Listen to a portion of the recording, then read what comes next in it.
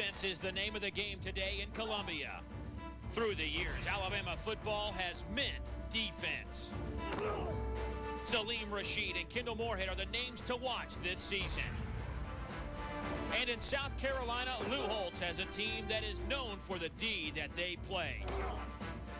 A top 10 defense last year, followed by another in 2001. Kalimba Edwards is showing that All-American does have a nice ring to it. It's the Tide and the Gamecocks next. Oh my! It's a touchdown for Gaffney!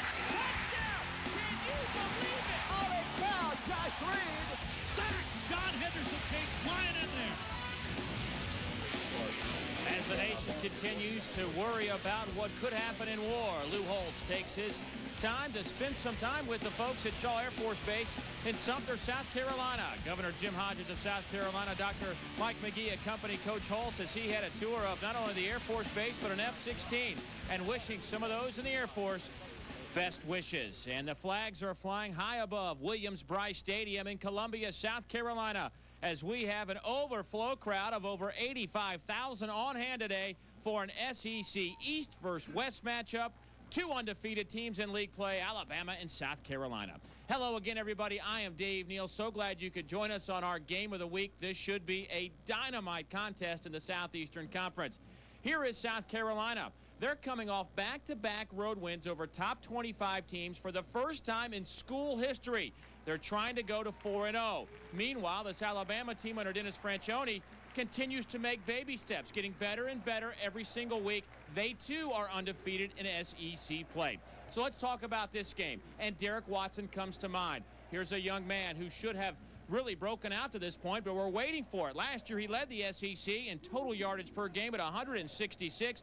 This year, he's averaging just 84 yards total per game. Joining me, as always, my man Dave Rowe, who always comes to play. And, Dave, this is one of those where you really want to play in this one.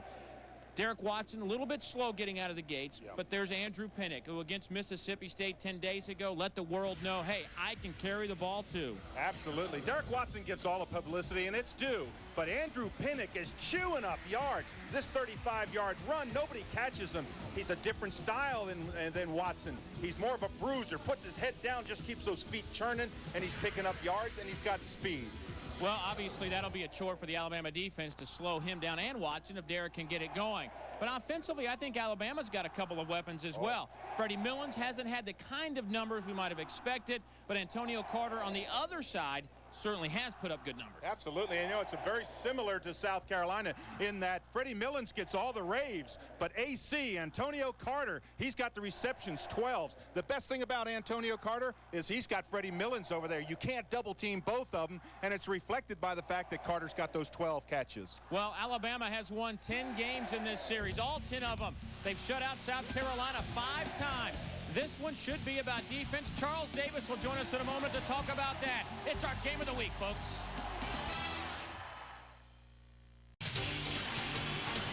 SEC football is being brought to you by Alltel. Alltel Total Freedom plans give you nationwide calling with no roaming or long-distance charges. By Advance Auto Parts. The best part is our people. By Ice House. You get style all your own. Ice House style. Enjoy. By your local Toyota dealers. Toyota, get the feeling. And by the thousands of drink combinations at Sonic, America's drive-in. You cannot ask for a better day to play college football at Williams-Brice Stadium in Columbia, South Carolina. It's our Jefferson Pilot game of the week. The Alabama Crimson Tide and the South Carolina Gamecocks. Both teams 2-0 in league play. The only two teams in the SEC to this point that are undefeated through 2 games. Well, Charles Davis once again joins us on the sideline. And Charles, this should be a fantastic game, specifically for those defense aficionados. Yeah, you're right about that, Dave. You guys preach defense versus defense today, and we've got it. For Alabama, Salim Rashid, their middle linebacker, is also their leading tackler. Had 13 tackles and a sack last week against Arkansas. For South Carolina, their outside linebacker, defensive end Kalimba Edwards, is on a collision course with anything that's wearing white today. 14 tackles last week in the big win against Mississippi State. Both these guys are their leading tacklers, they're ready to get it on. We will keep a close eye on Kalimba Edwards today. This guy is, I'm sure, a certain NFLer down the road. There's Dennis Franchione, the head coach of the Alabama Crimson Tide. Remember, he said that this team from the beginning was going to take time to develop, evolve into the kind of team he wants, and we're beginning to see that unfold with each and every game. Across the way, Lou Holtz. What can you say about Lou other than the fact that he took an 0-11 team and, well, he's 4 games shy of the 500 mark here in South Carolina after that 0-11 season. That is impressive. Oh, that's unbelievable. You would never have thought it. I mean, suffering through, you can imagine, 0-11. That is a player's nightmare. But, boy, have they turned it around. Freddie Millens back to return the kick. You see that 30.5 average. He is a big play man with big play capabilities. We'll see if he can take one of those back to the house today. Well, a lot of wind at the back of South Carolina. They're hoping they can kick it through the end zone. They don't want to see Freddie Millens run this football back. Joey Bowers will kick off for South Carolina, the freshman out of Summerville, South Carolina. Antonio Carter also back deep along with Millens, and we are underway. A booming kick that sends Millens all the way back to the end of the end zone. So Alabama will take it at their 20-yard line to open up the game. This Alabama offense averaging 20 points per game, which is 10th in the conference. They are 8th in passing, and they are 4th in rushing at 160 yards per game. Tyler Watts now making his 4th consecutive start here in the 2001 campaign. A couple of touchdowns, 1 interception. The coaches say that he is just very, very consistent. Well, you always want to get that first defensive series under your belt. That's what South Carolina does. They want to get 3 and out. That's their goal. Pitch to Galloway. Tripped up, maybe a yard. Willie Alford, number 20. Here's our Chevy offensive starting lineups. Freddie Millens, second all-time at Alabama in career receptions. He's in the top 10 in just about every category in terms of receiving and returning. Dante Ellington, the only returning offensive lineman to start in 2000, but he's had an up-and-down year to begin with. Coaches say we don't need to see him on television. When you see the offensive lineman on television, that's usually not good. Millens in motion on second down. Watts throws it. Hits Millens. That'll be close to the first down, about a yard shy. And here's our Chevy defensive lineup. It's a relatively small defensive front 3 for the South Carolina team, but these guys have gotten after it so far. The linebacking core, we got Kenny Harney back in the lineup after suffering a couple of injuries, but Kalimba Edwards, we talked about him in the pregame show, and here to open up our telecast, he is a good one. And all of these guys in that secondary can hit you. Third down and 1, 4 wide receivers. Single setback is Galloway. And it's Tyler Watts who will pick up the first down. Now that's what Alabama wants to do. They want to move the chains. They want to keep consistency. Put those 8 to 10, 12 play drives in a row. Keep the ball away from South Carolina. This is just what they did is they just spread them out. Let the big man on big man. You can see they just caved it down the front. Langston Moore, 57. He had about 3 guys just wedging on him. Shotgun on first down.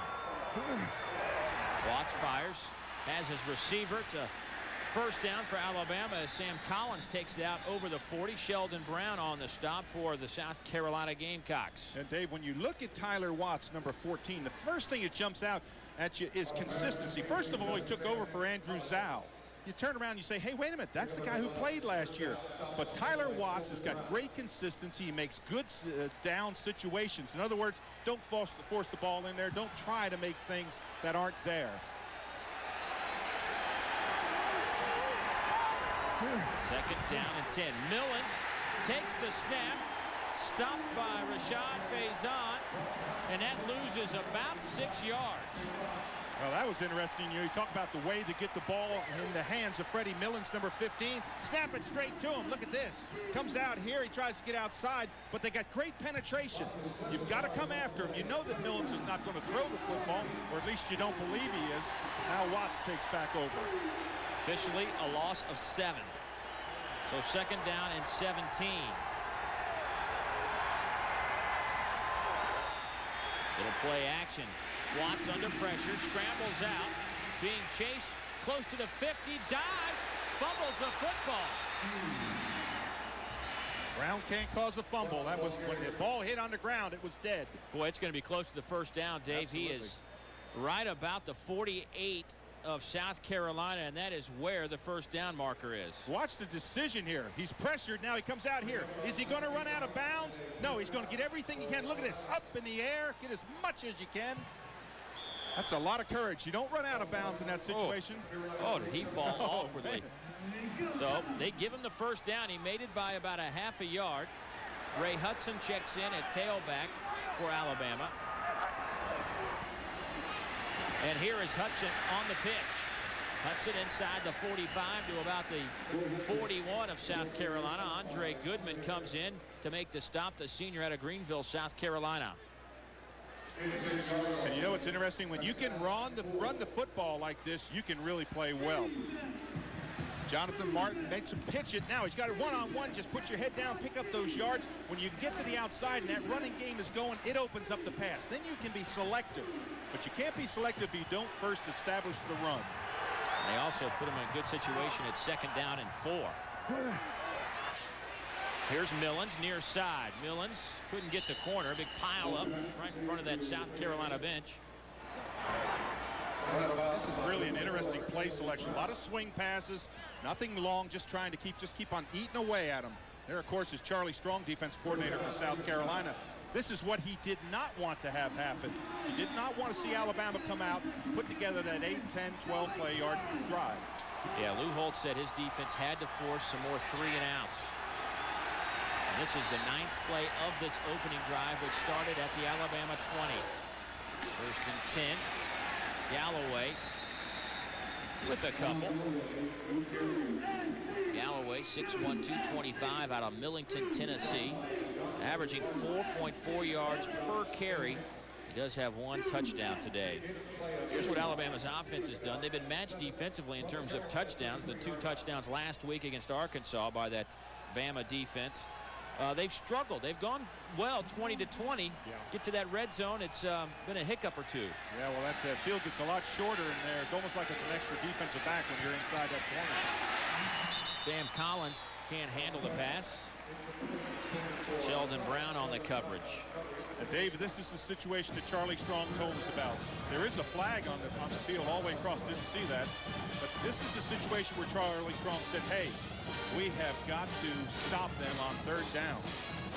They are talking with South Carolina. Ineligible receiver downfield, is that?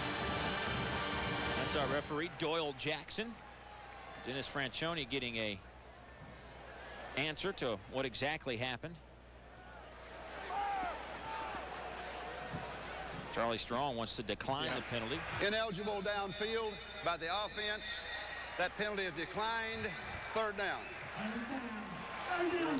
That'll bring up 3rd down and 7 from the Carolina 33. Now, if it's me, I go after Tyler Watts. I go after him. I bring some pressure from the edge. If I'm Alabama, I might look for Freddie Millens on that little curl inside. He's pretty dangerous.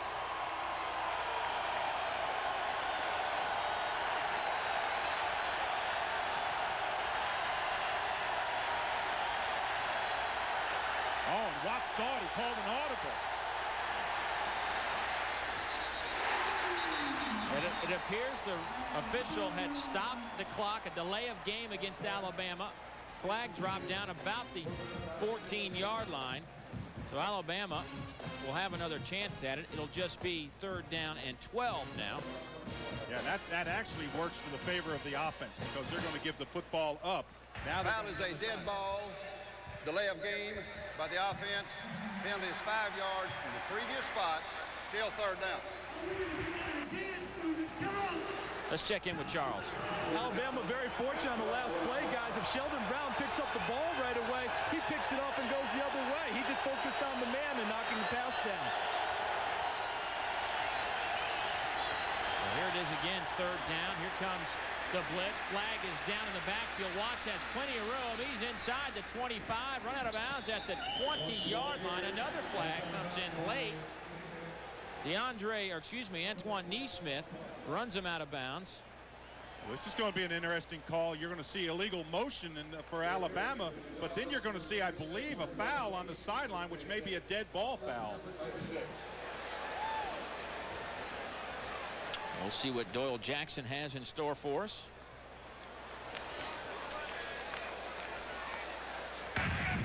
We have an illegal motion foul by the offense, an incidental face mask by the defense. These fouls offset, still third down. So we'll just do it again. It was so much fun the first and second time. We'll do it a third time. South Carolina has 13 penalties this year and only 1 on the defensive side of the football. Now let's see if we see the face mask right. Incidental means you put your hand on the face mask and it comes off. That's an excellent call. 4 wide receivers. Millens in motion. Watts fires. Pass is caught down at the 10-yard line by Triandus Luke.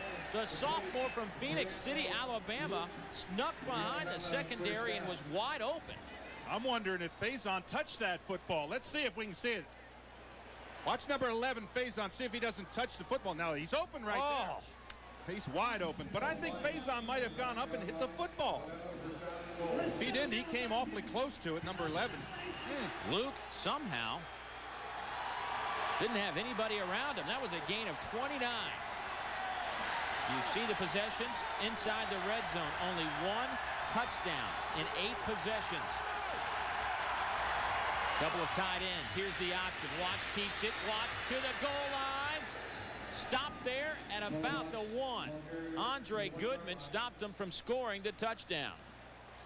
Boy, and Watts puts such pressure on you. When he comes out on that little option play right there, he's reading the defensive end and the linebacker. 1 rushing touchdown in the last 20 quarters. You have to go back to 2000 game against LSU to find a rushing touchdown. Watts already 28 yards on the ground.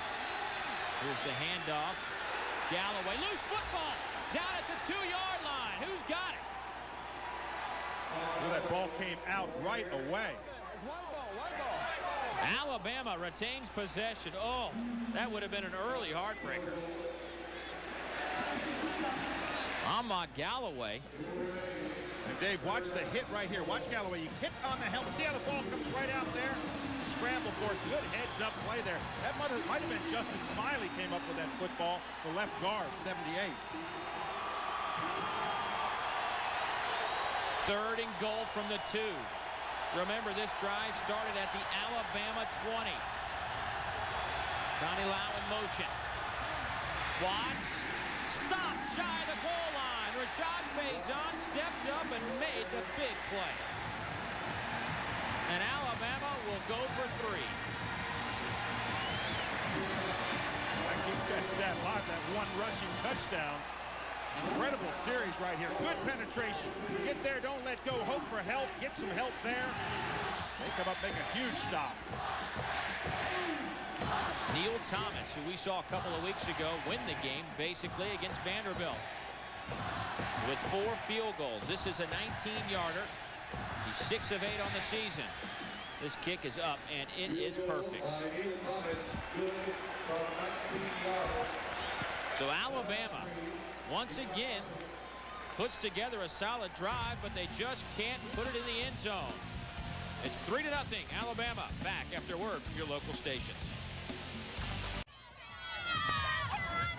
Alabama goes 79 yards and eat up nearly 7 minutes on the clock, but all they could get was a field goal, but they'll take it because this is going to be one of those games, I believe, that will come down to a field goal. Derek Watson back to return the kickoff. He leads the Southeastern Conference by 0.2 of a yard over Freddie Millens at 30.7 yards per return. This is Corey Alexander, however, number 3, who's got lightning speed. Flag is down. Alexander fumbles the football. It appears South Carolina has it.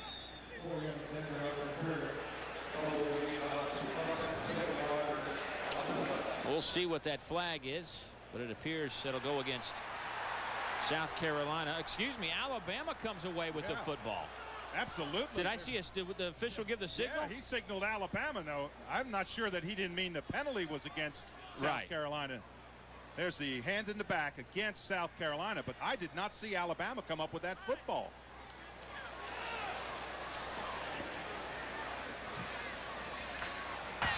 The fouls are illegal blocking in the back by the returning team. They are declined. First down. So Alabama did come away with the football. Oh my goodness, what a huge break. You want to be a punter? I mean, you want to be a kicker? Look at this. A lot of extracurricular activity downfield. I mean, now one helmet comes off. Do you stop? No, you go get him again. Let's see if we can see where the ball comes out. The flag's already for the back. Now, all I see is South Carolina players on top of it. Oh, there's the ball right there. Look, they're still going after it again. Put your helmet back on. Let's try it again. Jonathan Martin and Neil Thomas going at it, but that's irrelevant to this point for Alabama because they got the ball inside the 25. Watts pump fakes, has to run it. He's got some room on the near side. Watts out of bounds at the 10-yard line. That'll be a Bama first down. Watts on that last drive, Dave, accounted for 28 yards rushing. He actually had a 20-yard rush as well, which is the longest play given up by the South Carolina defense this season. The previous long was a 15-yard run back in the opening game against Boise State. So certainly things are changing. Oh, absolutely. And when you have a running quarterback, it puts such a pressure on the defensive line. You're fighting your tail off trying to get up there, forcing him to pass early, and all of a sudden he scoots up there and runs with the football. It's Antonio Beard, number 34, just about the 6-yard line, maybe the 7. 7.5 minutes, and Alabama has to go in the first quarter, and Alabama has another great scoring opportunity. They have been inside the red zone 9 times, but only 1 touchdown. Well, now if you're on defense, you're saying hold them to a field goal try and it doesn't hurt you. If you're Alabama, you're saying don't stop unless you get 7 points. Alabama's forced 5 turnovers, and they've scored on 4 of those. A couple of tight ends in the game. Big hit by who else? Kalimba Edwards, number 55, goes nose to nose with Ahmad Galloway. And Dave, there are certain leaders on every team, and Kalimba Edwards, number 55, is one of them. Big man, gets in there, makes play, just makes things happen. Watch 55 just come right up in there, see him just get in there. And one thing South Carolina does is they tackle very well. They don't break tackles when you play against them. Alabama, 3rd and goal from the 5. I wonder if the clock ran out. I saw a flag. Oh, you know what that was? That was illegal the participation. Exactly. Yeah, you can't break the huddle with 12 men and run one off. Illegal substitution foul by the offensive team. Penalty is 5 yards from the previous spot. Still 3rd down. Well, Alabama, of course, in terms of penalties, have had their fair share this year, and today they've already got a couple of big ones. Dennis Franchione wants a timeout to talk this over with his club. This is a big 3rd down coming. It's 3rd and 10. So Watson, Coach Fran, try to get it together. Alabama leads it 3-0 back after a word from our local stations. Alabama took the opening kickoff, marched it 79 yards, got a field goal. They kicked off, recovered a fumble on the return. Now they're kind of stalling at this point. 3rd down and 10. Look at the yardage. South Carolina has yet to run an offensive play in this one. And Alabama's had the ball from the get-go, but a big 3rd down. Watts back to pass, flushed out of the pocket. Edwards chasing Watts. He fires to the end zone. It's incomplete. Flag down at the 20-yard line. We'll wait and see what that's about. The intended receiver was Freddie Millens, a holding call against Alabama. Boy, Kalimba Edwards, when he's running after you, he's gaining. Number 55 plays middle linebacker. Now watch this. He's running after him. He is gaining on him. Slide along, bring him down right there. Evidently there was a hold up in the front line, but I think you decline that. Just let him try the field goal. And if you're a defensive player, you win this series, holding them to a field goal. Foul is an illegal block in the back by the offense. That foul is declined. It is 4th down. So the penalty declined, and here comes Neil Thomas. He connected from 19.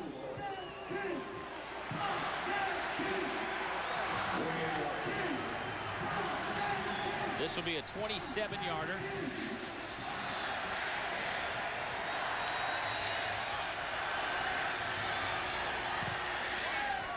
And Thomas is good again. The junior out of Clinton, Mississippi, has been almost perfect this year. He's now 8 of 10 in field goal tries and perfect on point afters. So Alabama's defense has given up some yardage, but they've held tight inside the red zone.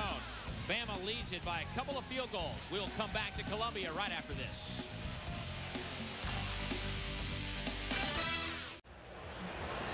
The old bend but don't break philosophy.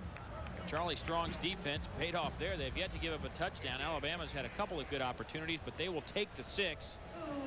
Derek Watson, Ryan Brewer back to return kickoffs. Ryan averaging 20.5 yards per return this year after Corey Alexander fumbled the football on the last kickoff. He is now on the sidelines. Coach Holt says his team can't afford to make mistakes, and Corey Alexander did, and it cost him a field goal. Neil Thomas, or excuse me, Lane Bearden to kick off. Here's another opportunity. Loose football picked up at the 30. A scary moment for Gamecock fans inside Williams-Brice Stadium. Andrew Pinnock is the one who finally put his hands on it. A pretty good field position for South Carolina after the awkward return. And for Coach Lou Holtz, it's been how long have we been on the field on defense? It seems like that's an eternity for a head coach. You haven't run an offensive play. I mean, there's only 6 minutes left first quarter. Phil Petty has been pretty flawless this year. 64% completion rate, 2 touchdowns, no interceptions. He's thrown 68 passes this year without an INT. Brian Scott out over the 35. Here's our Chevy Gamecocks offensive lineup. Andrew Pinnock in that backfield had 97 yards in the last game. That's against Mississippi State, not Arkansas. Derek Watson also back there. They want him to get a lot more touches today. This offensive line has really kind of molded together. They've got a little bit of depth as well. This is a pretty good line anchored by Melvin Page. 2, 4. Second down and 5. Petty goes up top, looking for Scott, or excuse me, Willis Ham on the reception. But it was out of bounds, flagged down at about the 38-yard line. This is throw it up high and let your wide receiver go up. Good position. Now, if he just gets that foot down, look at that foot come down, clearly out of bounds. No flag. No flag. So that'll bring up 3rd down. Here's our Chevy defense. This is a pretty good lineup for Carl Torbush, the defensive coordinator. Kendall Moorhead, Aries Monroe, Jerry Johnson, Kenny King, big, fast, and mean. And Salim Rashid anchors that middle. And in the secondary, Miles Dixon, Wayne Bacon, the former walk-on. Also, we'll see Sean Toure, who's back after missing a game. And a flag down at the 28 as Derek Watson dropped the ball. I think Melvin Page might have gotten away. Well, he didn't get away because there's a yellow flag, but this was the hold of the year for Melvin Page. He's beating around the outside, number 72, and he just rips down the defensive end. See if we can see it over here on the right-hand side, right there. That's what you call a takedown. Foul is holding. Right here, 72. Look at this. Just gets by you, just pull him down. That's Brooks Daniels, number 18. He's got, not big, but he's got great speed. Got around the outside. You got to protect your quarterback. This is exactly what Lou Holtz wanted to avoid. Have his defense on the field for a long time, and his offense goes 3 and out. Freddie Millens back to return the Tyler Dean punt. Fair catch called for by Freddie at the 29-yard line. That's where Alabama will take over for their third possession of the game with 5:25 to go here in the first quarter. When you're on the road to watch SEC football this season, plan on eating at Huddle House, where you can order their big house breakfast and lunch platters anytime, 24 hours a day.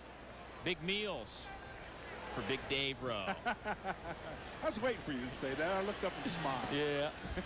You ate there last week. Did you Yes, get there I this did. week? No, I didn't get there this week, but I ate there last week. Sure did. Little option play. Oh, and a big hit on the near side. Ahmad Galloway slow to get up. Jonathan Martin, the junior out of Columbia, South Carolina, steps up. You talk about inside position, riding in there. This is a helmet stuck right in the chest. There he is. Watch 30. Left of your screen. He's going to come in. Gets inside position. Oh, man. That was helmet against helmet. You see him right of your screen. Look at that shot coming inside. Now he gets inside position on the wide receiver because he reads the run so quickly. Charles, how did it look down there?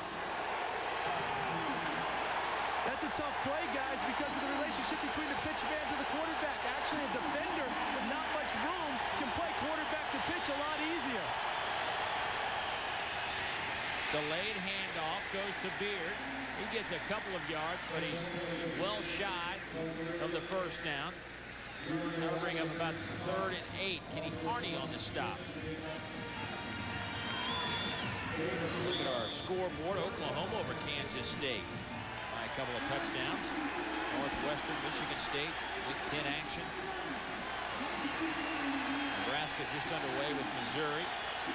Central Florida up by a touchdown. A 1-point advantage for the Tar Heels over the Wolfpack. Watts under pressure, loose football. He goes down inside the 20 at the 19. Dave, what Tyler Watts did that time, he just zeroed in on his wide receiver. He never saw backside pressure. And if you're a safety, you can read the quarterback's eyes. He's looking this way. See his head never look the other way? All of a sudden, he just gets that backside pressure, ripping the football out of there. That was Jonathan Alston who came and caused that fumble. Fortunately for Alabama, Watts gets back on top. Loss of 11. 4th down and 19. Beard gets the punt off. Flag is down as he gets taken to the ground. I'll tell you, you talk about going after the kickers. South Carolina's going after the kickers. This is the major penalty. This isn't the bumping into them. If you can't block it, you got to avoid them. Ted Crawford, you got to miss them. If you can't get the ball, if you're not sure that you're going to get it, you got to miss them. This was 4th down and what, about 18 yards to go? Foul is a personal foul. Roughing the kicker by the defense. Penalty is 15 yards from the previous spot. First down. Well, again, look at the right of your, left of your screen. If you don't get the ball, you can't go into the kicker like that. You try to aim in front of him where the ball's going to come off his foot, not into the kicker. He's actually right into the kicker. And there's no being blocked into the kicker anymore. They did away with that several years ago. So Blaine Bearden's all right. That's a pretty big shot. Handoff goes to Galloway. Gets a couple of yards. Limba Edwards in on the stop. Boy, if you ever want to test out a team, you put your defense out there 3 times in a row. Now they've stopped them, held them to 2 field goals, and now you give them back the ball again. That's quite a call on your defense. Fortunately for South Carolina, they've got some people in there that, and Kalimba Edwards being one that can lead them. Bearden had a punt blocked last week. That's why South Carolina went after it with such vengeance. 2nd down. Pass near side, batted up in the air, caught by Millens. He's a couple of yards shy of the 1st down. Dave, this is a South Carolina team that came in here, nothing real fancy. Lou Holtz said he was going to keep it offensively close to the vest early in the season. He's done that. They haven't turned the ball over. They haven't committed a lot of penalties. Boy, their offense isn't on the field. They've turned it over. They've committed penalties. This is not the start I think Lou was expecting today. Absolutely. You don't want to give teams opportunities, additional opportunities. Big down here. They've got to stop him, pull him up short. They have converted 2 of 5 third down opportunities today. Loose football. Oh, South Carolina had it. Lost it. Do they have it again? They will give it to the Gamecocks. Jonathan Martin recovers the fumble. What they did, Dave, is they blitzed on a rundown. They covered every gap. You slide your lineman to a gap, the linebackers fill it. If you can split it, you go for a lot of yards. You see every gap, but he never got the handoff. You see the ball there? Watts goes after it. Heads up play there. That's just pulling the football back out. That's just taking it away. But you see the ball never get in the running back's hands. Galloway never got the football. Boy, have we seen the football hit the grass today quite a bit. Ryan Brewer, far side. Brewer has some space. Inside the 30. Takes 3 or 4 Tide players to finally bring him down. That'll be very close to a first down. I think he has it. Yeah, good blocks downfield. Gauss on one of them, and I think that might have been Bolden on the other. He was blocking on Bolden. Scott, 82, is getting a good one. Look at this, downfield. There at the top of the field, that's the good block by Gauss right there.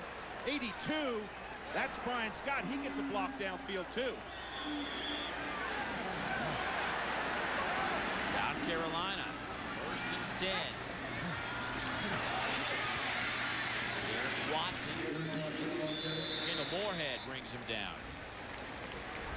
Watson a year ago. Impressive season. He went over 100 yards 6 times a year ago. Averaged 166 yards per game. Total offense, which led the Southeastern Conference. But really off to a slow start.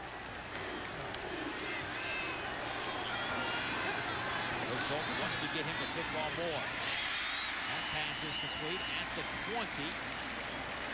That's about a yard shy. Willis Ham makes the reception. Well, you can't play that deep on the coverage. You've got to come up a little bit. Now, let me tell you, from a momentum standpoint, if South Carolina can punch this in, you've called your defense to do everything. They've responded. If your offense can pop it in there, then your defense is bolstered back up. You go back out there with a lot of emotion. 3rd and about a yard. We are under 1 minute here in the first quarter. Full house backfield. Pinnock gets the handoff. The 250-pounder out of Bloomfield, Connecticut picks up the Carolina first down. You know, I just like Andrew Pinnock. I just like the way he runs. He's tough. He doesn't take any quarter. He doesn't shy away from anything. Sticks his head in there. He just loved that. Andrew Pinnock went for 97 yards against Mississippi State.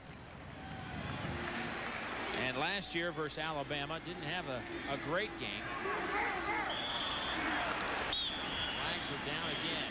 Oh, you don't want to move in here. I think that might have been Wharton over there, went on the snap count. Now what he's doing, he talks to the official saying, hey, wait a minute. They're calling snap calls over there. Foul is a dead ball. Movement of the offensive line. 5 yards from the previous spot. Still first down. Skip Holtz, the offensive coordinator, assistant head coach, says that he's been given the reins to open it up a little bit, but he hadn't had an opportunity today. But here we go with 4 wide receivers on 1st and 15. Watson met behind the line of scrimmage by Herschel Bolden, a junior from Dothan, Alabama. And if you're a defensive corner, you don't wait for the block to get to you. You attack. And that's what Bolden does on this play. Watch him. He comes up underneath the block. See the block's coming out there. Now he just gets up underneath it. See Wharton trying to get out to him. He doesn't get to him because he attacks on the play. Charles. Yeah, he never backed off. It's like a cover 2, which is a hard corner. Dave Rowe knows about those hard corners, those guys he played with at the Raiders. They're underneath it. He beat the blocker before the blocker had a chance to get him, an offensive lineman. Well, Charles, that'll do it for the first quarter, a quarter that Alabama maintained possession for nearly the entire time. They lead it 6-0. A lot of emotion in Williams-Brice Stadium. We'll come back after a message from Advance Auto Parts. Alabama behind a couple of field goals leads South Carolina 6-0. We are just about set for the second quarter, and in the first quarter, Alabama had the football 11 minutes and 43 seconds. But here is a second down and 19 for South Carolina with 4 wide receivers. Over the middle, bobbled and dropped. That would have been 6. Derek Watson. That's twice today Derek has dropped it. And what did Lou Holtz tell us yesterday? The best hands on the team. He tried to run with it before he caught it. But look at the read right there by Petty. Seeing that backer come on, you got to catch that football. Again, perfect pass right on the fingertips. You just got to concentrate. I think Derek Watson looked up and saw the goalpost and said, oh, man. But great read by Petty. Seeing that pressure, and that's what you want to do when you go 4 wideouts. Blitz. On third downs this year, South Carolina's been good. 48% conversion rate. Petty has plenty of time. Fires to the corner of the end zone. Just throws it up for grabs. It is incomplete. Intended for Willis Ham. That'll bring up 4th down. Herschel Bolden on the coverage. Here's our Cat Rental Store first quarter stats, and they look like this. Pretty lopsided, as you might imagine. Absolutely. That's what happens when you have the ball, 21 or 22 plays in a row. A 43-yard field goal attempt coming up for South Carolina. Daniel Weaver sends it through the uprights, and he remains perfect this year. 6 of 6. His longest coming into this was 35 yards, and he hits a 43-yarder. So the battle of the field goals right now being led by the Crimson Tide with 14:42 to go here in the second quarter. This doesn't look like it's going to make it, but just all it counts is it goes far enough. Good contact, good line push up front. And look at this ball, just dying, but it clears the goalpost. Inches as good as a mile in that kick. Dave, we came in here a couple of years ago, and Lou Holtz was afraid to even kick a field goal. Absolutely. And now he's got Daniel Weaver, who's 6 of 6. Was 3 of 3 against Mississippi State. That drive was 8 plays, just 12 yards, and ate up 2.5 minutes. The offense has to be on the field more the way the defense has been on the football field in the first quarter. Well, you wear your defense out, putting them out there that much. But, you know, you look at momentum swings. Alabama that time answered the call because they stopped them to a field goal try. They got great field position.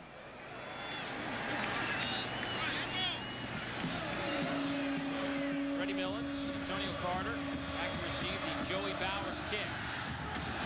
Bowers with a strong leg, sends it about 4 deep. Carter will bring it out. And cannot get to the 15. That is where the Tide will take over.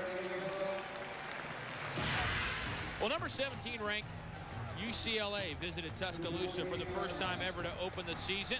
Andrew Zal's 71-yard touchdown pass to Freddie Millens in the final minutes wasn't enough as the Bruins ruined Coach Fran's first game. Then Coach Fran got his first win the following week as both Vanderbilt and Alabama did not get into the end zone, but Neil Thomas kicked 4 field goals for the 12-9 win. Then last week, the defense scored a couple of touchdowns against Arkansas, and that was all that Bama would need. They went on to beat the Razorbacks 31-10. How about this? The Bama defense accounted for 129 yards last week with those 4 turnovers. It's Antonio Beard powering his way out over the 20.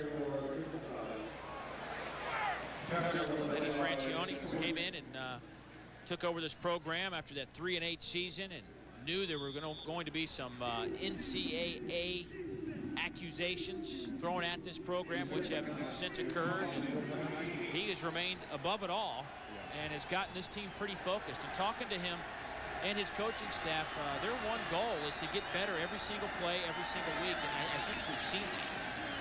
Collins with a catch that could be good for a first down over the 25, and it is. Well, when he came in, Coach Fran came in, he came from a program where he turned it around. At TCU, they had nothing. He just turned that program around and made him a winner. How about this? You know, in 2000 at TCU, Coach Franchione's team led the nation in total defense, scoring defense, and kickoff returns. We're seeing some of that evolve here with this team. They're good on kickoff returns. Their defensive package is pretty good. Their scoring defense is good. There's Galloway. Galloway may have lost a couple of yards, but a 25. Andre Island in on the stop for the Gamecocks. Holding against the offense.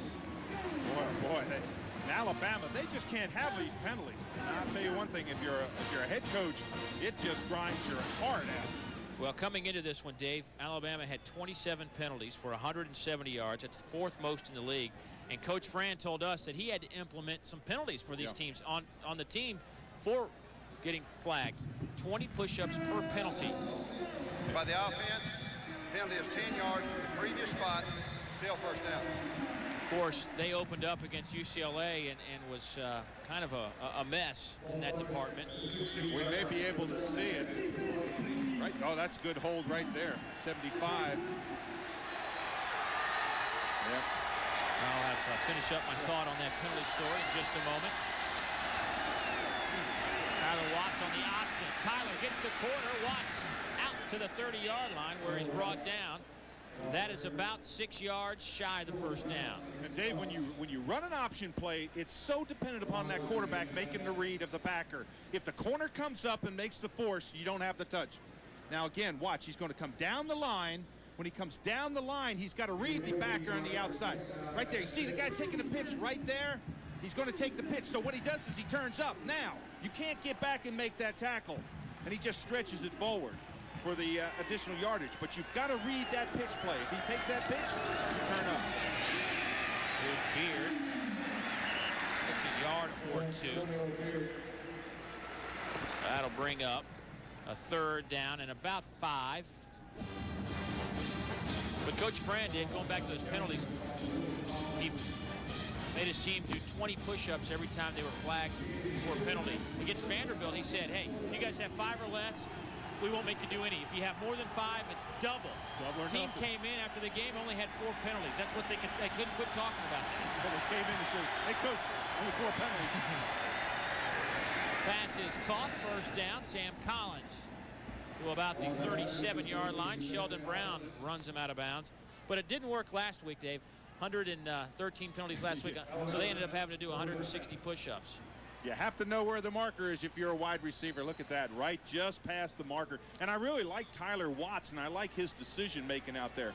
But you're right. You go back about the penalties. What you do is you 260, my math was off. But I was going to say, what you do is you try to make a game out of it. Here's Watts. Catches the corner. Watts into South Carolina territory. Pitches the ball out of bounds. Tyler Watts was looking for the trailing tailback, Ahmad Galloway, and pitched it out of bounds. Really not you never want to give up the ball, but he was pitching it to the boundary. Now, I believe that you have to make the quarterback pitch the football. You can't let him keep on turning up. What he's doing is he's reading again, reading the outside backer right there. Number 11, you see how he forces him? He forces him to take that pitch. Now, watch this at the tail end. He tries to flip it outside. They're lucky they came away with that ball. Charles. Hey, guys, you remember the old days of the Alabama wishbone under Bear Bryant? That was coached where the trail back would continue downfield with the quarterback keeping that pitch relationship. I don't think they're doing it as much nowadays in this type of option attack. A gain of 32 for the Crimson Tide. Here's Watts. To the corner. Touchdown, Alabama. Jason McCadley. A 31-yard touchdown strike, and Tyler Watts is in control here in the first half. Well, what makes this play work is the time of it. Watts could have sat back there and eaten a sandwich. He faked a little play action, took back. He watched McAdley come watch this. Look how long. No penetration. Slide over here. Now look at McAdley all the way back across the field. Wide open. No coverage on him. You just can't have that much time. You can't sit back there and wait. Only McAdley's second catch of the season. It goes for 31 yards, his first touchdown of the season. Here's the point after. It is up and good. So Alabama opens up a 10-point lead on the Jason McAdley touchdown reception from Tyler Watts. Tyler Watts has been the man in Williams-Brice Stadium here in the first half. Back after this.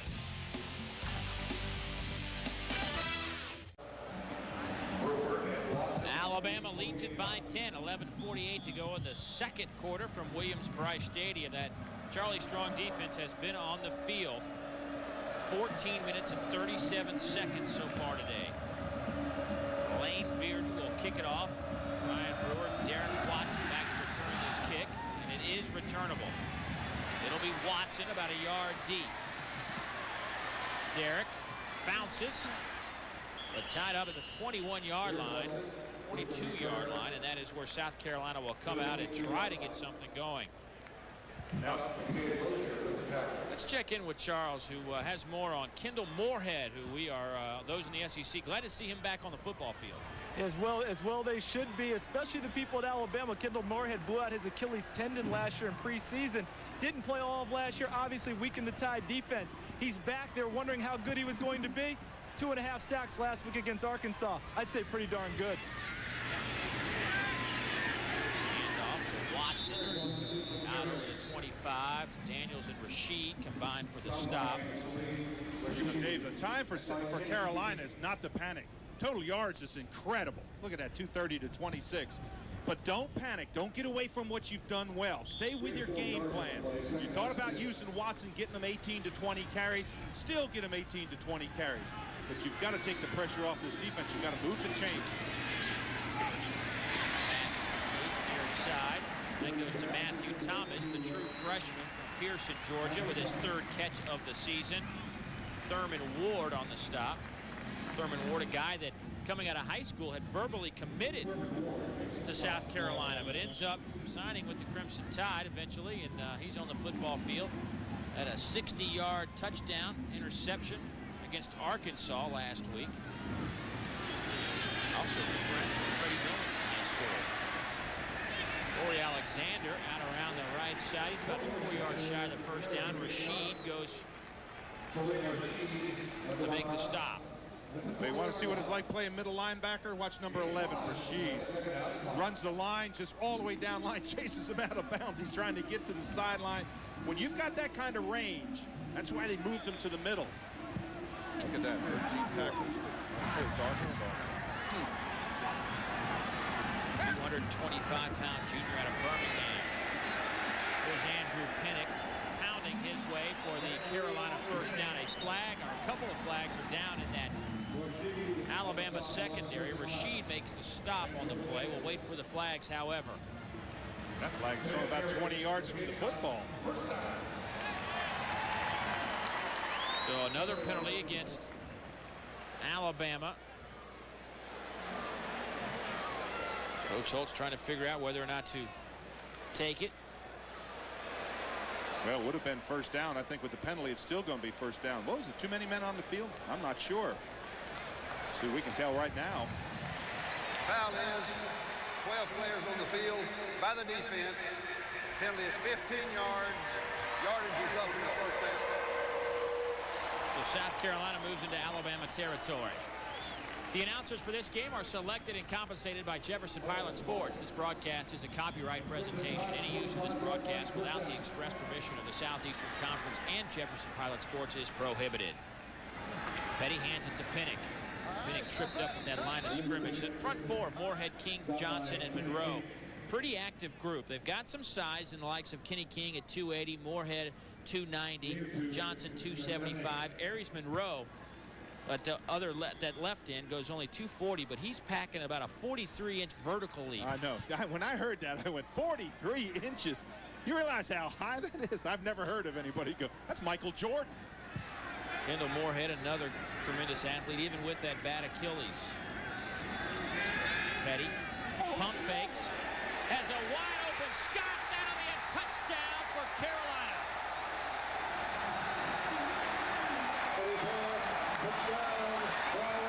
Dave, what Phil Petty did that time, great quarterback fake. He faked out to number 19, Goff.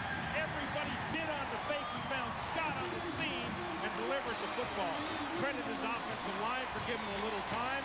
Also credit Skip Holtz, because what he did is he stayed with his game plan. Nobody was near Scott.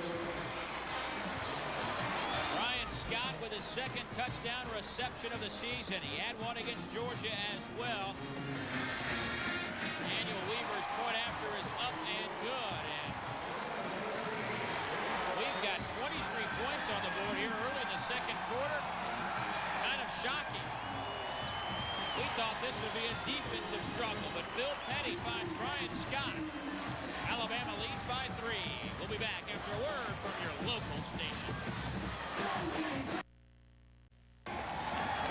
Only the second touchdown catch for a touchdown the Alabama defense has given up this year. But Alabama could have used it. They were struggling offensively because they just didn't have the football. It's a 3-point game. Bowers kicks off, and that'll go to Freddie Millens. Millens out over the 30 to the 32-yard line, and his average of 30 yards per return will stay intact. Tackle made by Jermaine Lemon. And Dave, let's take another look at this play and see why it works. First of all, you're going to see Watts right there. He's going to fake the ball out here. Again, look at, Petty. What he does is he fakes the ball out there. Scott is on this diagonal right here. Here's Scott. He's on that diagonal right there. He's just going to burn him right there. You see how the corner squatted down? He bid on the fake that Petty had thrown out into the flat. That little head fake and arm fake. Bid on it, squatted down, and never could recover and cover Scott. 6 plays, 78 yards. Loose football. Who's going to come away with it? That is a 4th or 5th time today we have seen the ball hit the turf. That'll be Alabama football, 2nd down. Well, you got to hit the pocket. You got to put it right in the belly. See, he hits him up in the chest. Just can't put the ball up there. You got to put it, you raise that arm up, you make a basket. It's one of the old basic principles of football, and you place the ball in the basket. Tyler Watts, 98 yards passing, 75 rushing. He has had a great day, and that rushing yard includes a sack he took of about 15 yards. Watts under pressure, has some time.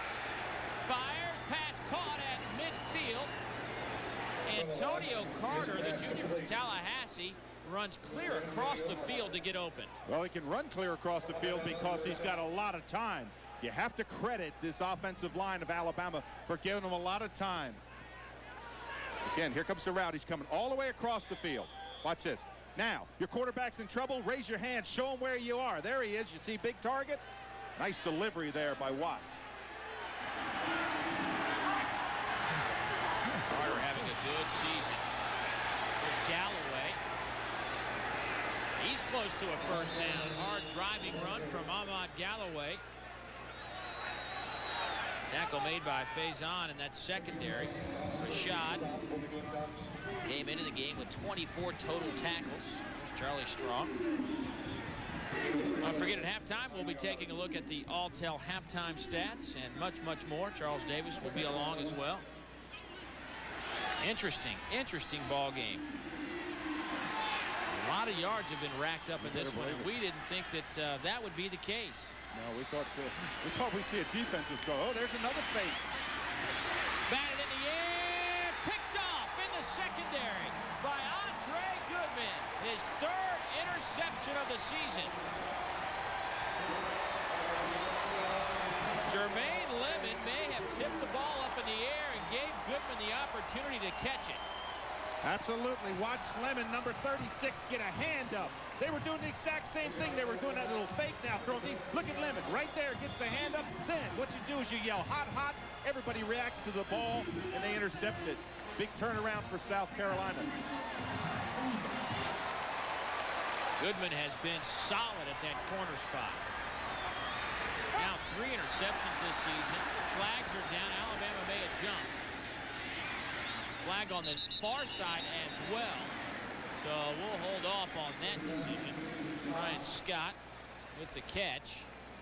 The flags on both sides.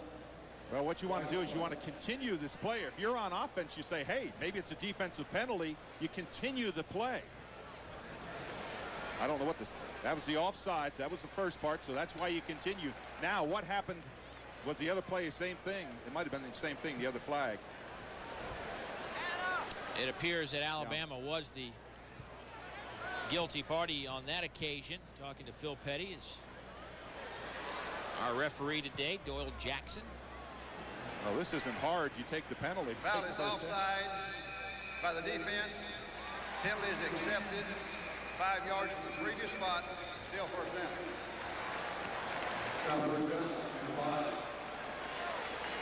Come on, guys, let's go. Charles, what do you have? Hey, guys, you understand about resiliency. This South Carolina team, remember last week they were supposed to fly to Mississippi State on Wednesday and couldn't get out because of plane problems, flew on game day and still played? You don't think a 13-3 deficit is going to bother a team like that, do you? Absolutely not. This team has faced a lot of adversity. A handoff to Watson. Tackled by Rasheed. Well, and I like Rasheed. I like the way he moves in the middle. He can slide to the football.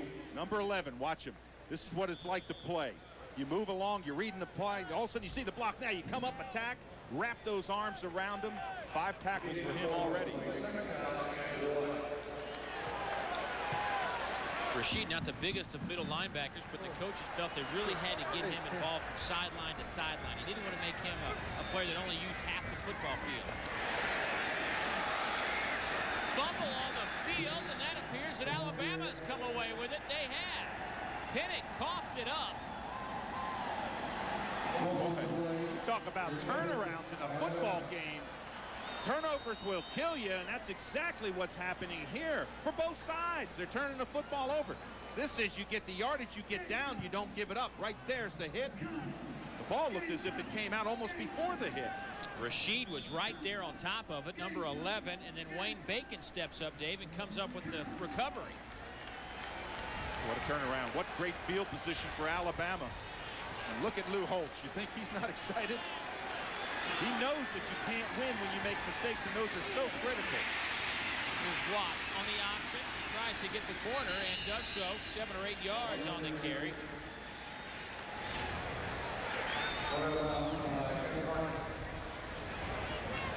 Carolina miscues today, a couple of fumbles. The first fumble was on a kickoff return that ended up being a Alabama field goal. A couple of penalties as well. And Dave, I can tell you, if I'm Lou Holtz, what I'm going to turn around and say, I'm going to walk over to my defensive coordinator, Charlie Strong, and I'm going to say, you make sure the quarterback pitches the football. We tackle him first. They've got to force him, because if Watts, if he just keeps on turning up, it's going to be a long game. Galloway pounds it right into the middle of that defense, trying to pick up the 1.5 yards needed for the first down.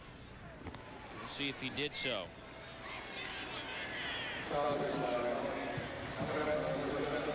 Boy, this is vintage Alabama controlling the football. Don't let South Carolina have it.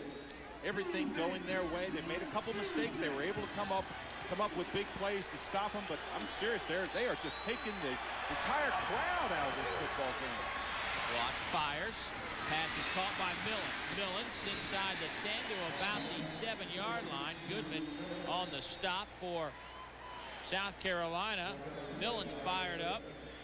His team now 1st and goal. Or excuse me, he's about a yard shy of the first down. I think they may measure this. Don't want to jump the gun here. Dave, that option play has been very effective today, and it's interesting because Bama only ran the option 1 time against Vanderbilt. They ran it twice against Arkansas after they opened up against UCLA and just pounded UCLA with that option. They didn't use it for a couple of weeks, and now it's really effective today. Well, you know what's made it effective is that Tyler Watts has been making yards with it. And what you do is you just keep on going until the defense stops it. Stay tuned. Coming up at halftime, we'll be highlighting the best in the SEC, presented by Don Pablos. It's all coming your way in 5 minutes and 45 seconds. Tyler Watts, 1st and goal from the 8. Couple of tight ends in the game. Jones and Sanders. Here's the option. Watts keeps it. Watts scores a touchdown from 8 yards out. The baby steps under Dennis Franchione are turning into big leaps and bounds today. Look at the back of Watts' jersey. It's got all green on it. You don't see that often out of a quarterback. But he reads the block again. They're not making him pitch the football. So he just puts his head down and rumbles into the end zone. If you're not going to stop it, they're going to keep on going to it. Watts now 91 yards on the ground on 10 carries. He scores his first touchdown of the season. Neil Thomas trying to make this a 20-10 game. and he does so. Only the second time Alabama has scored a touchdown inside the red zone this year, but it was a big one. With 5:25 to go before halftime, Watson company getting it done.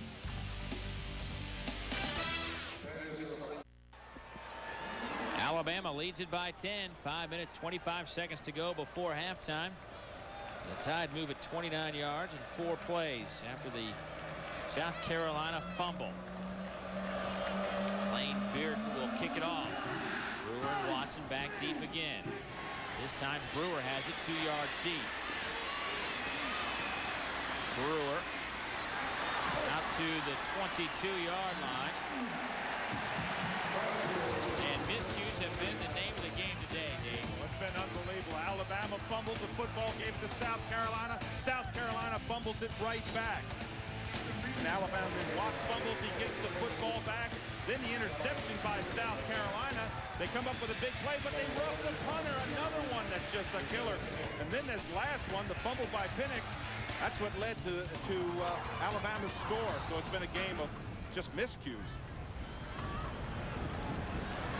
You know, that man not happy about it. Lou Holtz. Oh, I can tell you. Shotgun with 5 wide receivers. Watson drops it again.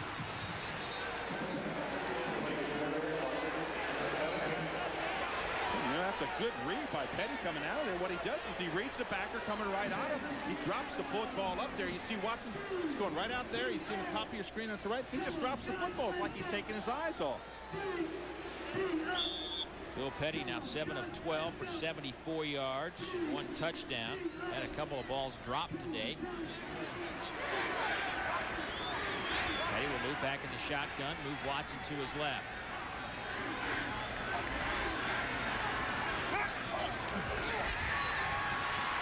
Petty under pressure. Petty needs a block, gets it, and gets the corner. Petty picks up the first down, but a late flag comes in. That'll probably be a clip. Saw that coming. I wondered if that was on Gauss, number 19, on that block. He needed that block. You said he needed it, and he got it. I wonder if they called that. I said block, not clip. Yeah. Block. Needed a block, not clip. Yeah, right. Block. I think that's what they may have called. Gauss is number 19. He's going to be on the left of your screen when Petty comes up. Good coming out of the pocket now. Pick up a couple blocks here. Gets one there. Illegal block in the back. Yeah, there it is. During the offensive team, penalty is 10 yards from the spot of the foul. Still second down. Yeah, from where that flag was thrown, that was the block by Gauss, number 19. Now you say, what will help Carolina in this situation? Nothing will help them better than if they can move down the field and get a score, even if it's a field goal. For Alabama, they go in charged up. If they can stop them here, get the football back for their offense. Petty fires. Flags everywhere. Matthew Thomas, the intended receiver. Gerald Dixon might have got there a little bit early. Yeah, you talk about getting there early. He was in his pocket. Interference going to go against Alabama. Watch it again. You can't touch him before the football gets there. He's just going to come in this little seam. He's going to curl around. Pass interference by the defense. Goodness gracious. Penalty is awarding your first down. Spot of the foul. Gerald, a guy that played with a broken hand last year, sucked it up throughout the season. Boy, it's so tough for defensive backs. You're out there. You're on an oasis. You're all by yourself. That is a tough position to play. That's the one I never wanted to play. There are 4 receivers in the game at this point as Petty flushed out of the pocket. Pass incomplete. Short hops Ryan Brewer. Pressure came from Cornelius Wortham, a sophomore out of Calhoun City, Mississippi. Well, in that time, Petty wanted to go to Scott again. He saw him in the seam, but he just didn't have enough time. Now he's in the hurry up, trying to get a play off, get it quick. Got a little bit of time left. Trying to catch Alabama before they can make changes on their defensive personnel. Watson can't get out of the grasp of Brooks Daniels, the sophomore from Jasper, Florida. Well, what they say about Brooks Daniels, he's like a half linebacker, half defensive back. He only weighs about 200 pounds, but he's got great speed, and he's got that leverage, and he comes off the football, He makes tackles in the backfield like that. They really like his play. They want him to put on about 18, 20 pounds. Get up in that 220 range. 3rd and 11. Petty over the middle, passes, nearly picked off. It was right in the hands of Wayne Bacon, number 24. I couldn't believe that Bacon missed this. You talk about an opportune time. He read it well. He's the strong safety. Left of your screen, dropping back. Watch him right here. He reads it, steps right in front. He's got it. I mean, it's right in his hands. Look at the reaction. You know when those defensive backs miss them, and you get up and you do that. Oh. Tyler Dean to punt it to Freddie Millens. Millens calls for a fair catch at the 31, and that's where Alabama will take over. No flags on that play. Alabama leads it by 10, just under 4 minutes to go before halftime. 39-yard punt by Dean. Well, here's the Alabama schedule. After this one, they will head back to the state of Alabama and take on UTEP at Legion Field. And then they'll go to Ole Miss. How about South Carolina? A schedule a little bit more balanced than it's been in the past. They've bunched up some really tough games, but they threw in the Wofford game, able to reschedule the Bowling Green game that was postponed or canceled due to the activity on September 11th. Watts picks up 4 or 5 yards. Just to give you an idea of the kind of half Tyler Watts is having, here are his total numbers so far. 213 yards. He's got 122 of those through the air, 91 rushing. He scored a touchdown on the ground, and he's thrown for a touchdown. That is a pretty impressive half. Well, and if you're a defense and you don't make him pitch the ball and you don't make him pay for when he runs it, he's just getting bigger and bigger. He thinks he's like 240 pounds now. I'll run it. I'm no fear. Is that pass caught? It is. Terry Jones Jr. looked like he might have kicked it to himself. It was a low pass around his feet. I thought the same thing. I thought it came off his foot. Golly. Terry Jones with his 5th catch of the season. It's thrown behind him. Watch him reach out. Left of your screen. See him running out of this picture right there. Now watch this. He gets right. Oh, he does make it. Whoa. Not as picturesque as I thought it was, but a good catch. It's a big catch for Terry Jones. Sure is. You know, he got hurt in this game a year ago and missed the remainder of the season. So he's glad to be on the football field. Gain of 5 makes it 1st and 10. Handoff to Santonio Beard. That's another 1st down. And Dave, Alabama has 2 timeouts. They want to save them. Still 2:52. A lot of time left. But you want to think about those timeouts. Again, just fake handoff when you got everybody thinking about your quarterback, and that's just rumbling up through there. Golly. We've seen a lot of Santonio Beard today, and that's because Brandon Myree has left the football team. So Galloway, Hudson, and Beard are the tailbacks. And you see the total yards, 270 to 92. Wow. That's a blitz right now. Millens with the catch. That's a gain of about 8. Jonathan Martin on the stop for Carolina. Dave, anytime you have the speed of a Freddie Millens, you've got to respect that speed. And what Tyler Watts is doing is he's just throwing a little hitch off and let him find a little seam. He can pick up 7-8 yards at a play. You've got to come up and challenge him a little bit. If you're going to blitz, you got to have confidence that you're going to get there and make him throw quickly. So you got to come up. Freddie came in here to this game with 7 catches this season. He has 5 today.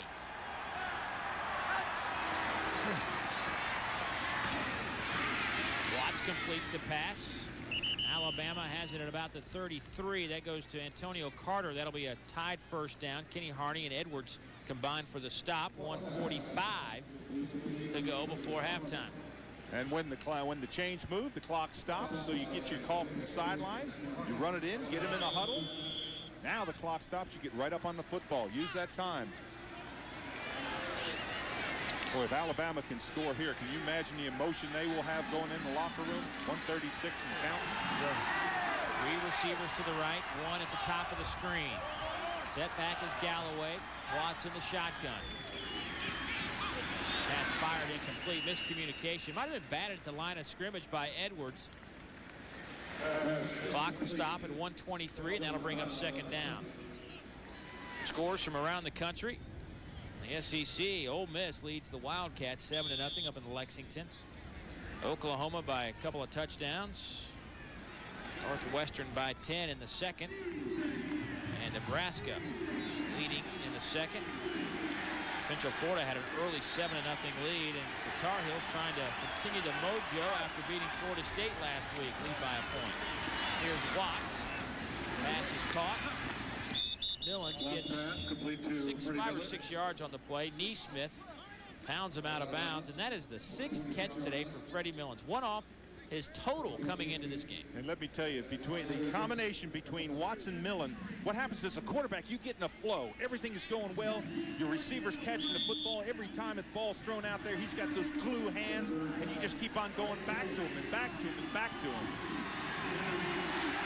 3rd down and 3. You know what I'd do?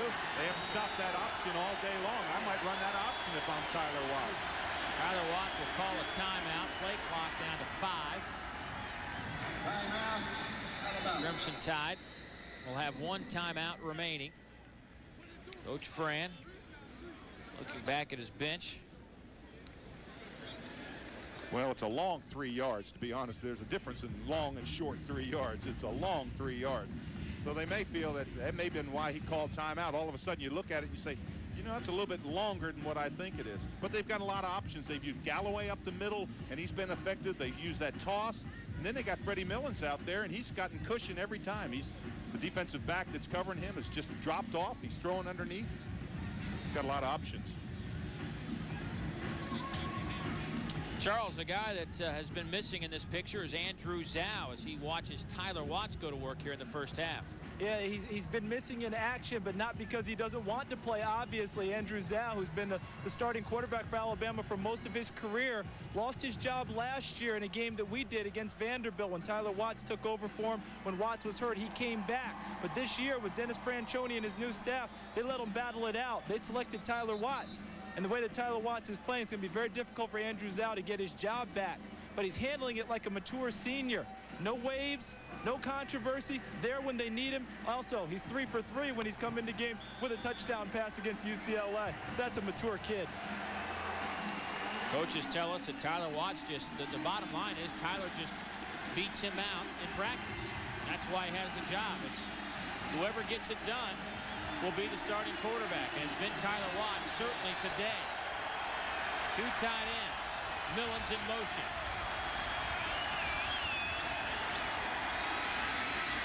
Pass caught by Millens inside the 21st down. Alabama. Sheldon Brown on the coverage, and Freddie Millens is a factor today. I told you, when a quarterback gets confident, he just knows he's going to catch everything. It's almost like you're in a zone. Runs his coverage off, makes that little turn. The pass is not a good pass. Again, look at this throw behind him, but look at those hands. That's what you want out of your wide receivers. You catch everything thrown your way. You know what you do? Just keep on going to him. Here's the option. Watts dodges a tackle or 2 and gets it near the 10. Tripped up by Edwards. That's Edwards' 5th stop of the game. Clock ticking, 46, 45. A lot of time here. They've got 1 timeout left. You don't want to waste it here in case you catch the ball in bounds. But you got 2 or 3 shots to go to the end zone. Antonio Beard checks in.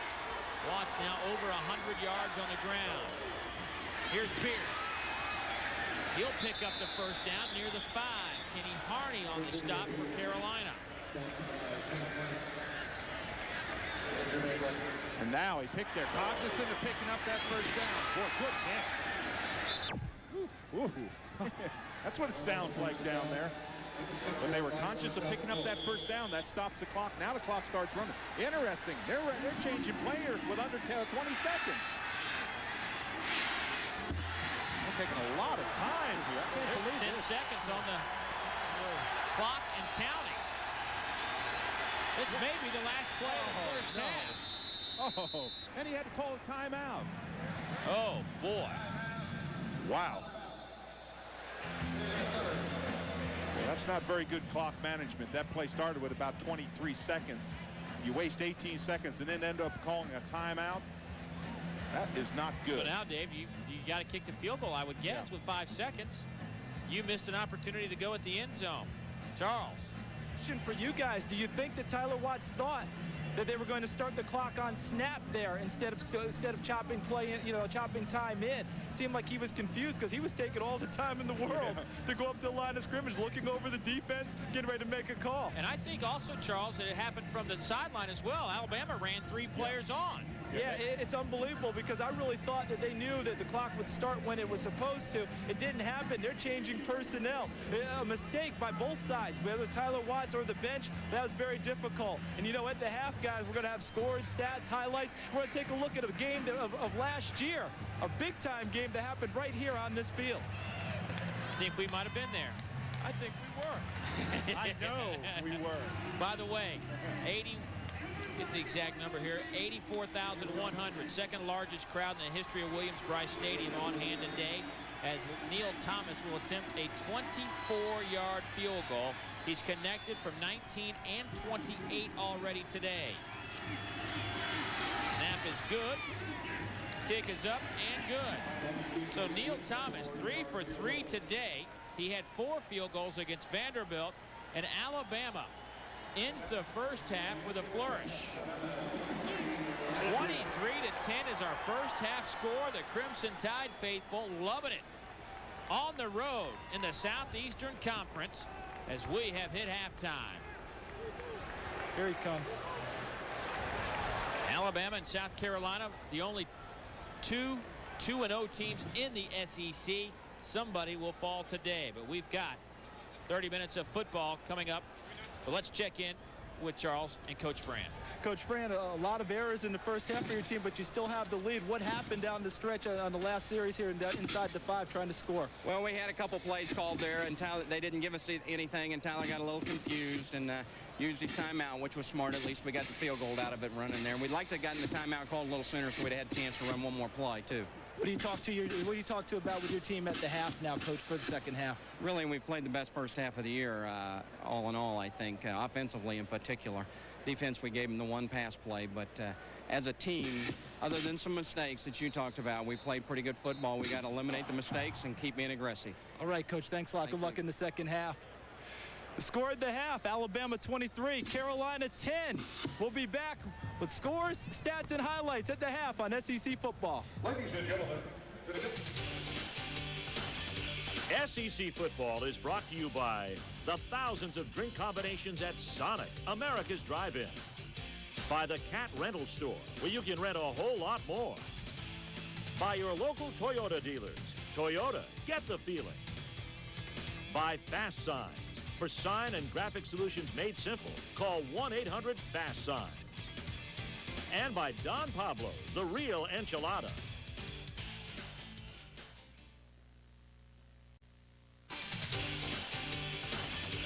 SEC Football is being brought to you by Advance Auto Parts. The best part is our people. By the men and women of General Motors. Together, let's keep America rolling. By Alltel. Alltel Total Freedom plans give you nationwide calling with no roaming or long-distance charges. By Pizza Hut. So much variety. The best pizzas under one roof. By Choice Hotels International. With thousands of locations, we give you the power of being there. Go. By BMW. Visit your local BMW center for a test drive. BMW, the ultimate driving machine. And by Ice House. You've got a style all your own. Ice House style. Enjoy. Just about ready for the second half kickoff. 23-10, Alabama leads it. Let's check in with Charles Davis. Coach, tough first half for your team. What did you talk about at the half with them? Well, not being awed or intimidated. Forget who in the world we're playing. We've dropped passes, made mistakes we haven't made all year. Just be fair to yourself, go play. We've got to make some changes on defense because the option, I think we made some. I don't know if we can execute it. Offensively, we haven't found out whether we can move the ball yet or not. When we had to win, we only had 3 plays. But hopefully this will be a different half. All right, thank you, Coach. Good luck in the second half. Coach Holt seemed pretty in control. He's been in positions like this before. He's seen his team rally. We saw it here last year against Mississippi State. They rallied from the depths of despair to come back. But this Alabama team looks real focused. Loose football again. Who's got it? Don't tell me Alabama. They're all signaling. Look at them.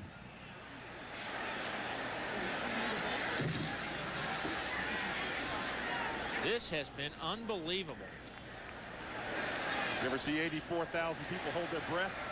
Antoine Neesmith caught the ball and dropped it. But it's recovered by South Carolina. Gosh, you talk about 80. He got hammered. Yes, he did. Look at that. And Alabama actually got on the ball. You know what? I think South Carolina wrestled the ball away from him. Whoever that player was, I think he just wrestled away. Just watch Alabama coming here. Marvin Brown laid the hit on Neesmith, number 6. Brown lost his starting spot this week. Fumbled a couple of times last week, did Brown. Donnie Loud took over at the fullback spot. Here's Petty under pressure. Finds Brewer. Hits the ground. That'll bring up second down. Derek Watson, in case you're wondering, 4 carries, 10 yards. Phil Petty, if you're wondering, 7 of 15, 74 yards, 1 TD. Andrew Pinnock, 3 carries, 8 yards. Watson has dropped a couple of balls as well out of the backfield. Yeah, this has just been a disaster for them first half. And what you do, you go in the locker room, you yell and scream and do a little bit of that to start with. Then you get back and say, okay, this is what we've done right. Because you don't have a whole halftime to yell at players. Watson stays in the block. Petty goes deep. Pass is caught at the 35 by Matthew Thomas, the freshman. Takes it down to the 21 where he's run out of bounds. Reggie Miles on the coverage. And Phil Petty, not known for his strong arm, just laid it up there. And the true freshman from Pearson, Georgia, comes up with the catch. This is just one-on-one. Who wants it to work the best? Look at this. It was almost a one-arm catch when he brought that football down inside there. Thomas just times it perfect. Coming down the sideline now. Look, just going to play the ball. Sees it. Look at that one arm. That's one arm going up after that football. A gain of 58. Charles. We talked with Skip Holtz yesterday, and he kept saying, if we ever get that one guy who can stretch a defense, a guy who can go deep and make a play and actually catch the ball, sure looked like on that play that Matthew Thomas wants to make a move in that direction. Yeah, Lou Holtz told us somebody on that receiving corps has to step up. They were going to try to get guys like Willis Hamborn called on Andre Goss and Matthew Thomas. And Thomas has been the one that came up with the big play today, 58-yarder. Naughton McKay-Lozier, sophomore from Toronto, is the player that was banged up. That's why we had the stoppage of play. He gets over to that bench under his own power. We'll get an update on his status. Dave, let me tell you how much that helps an offense. Oh, you just can't believe the pressure that takes off your back. If they can take it in here and score, they're back in this football game. Petty pump fakes, goes to the corner of the end zone, out of bounds.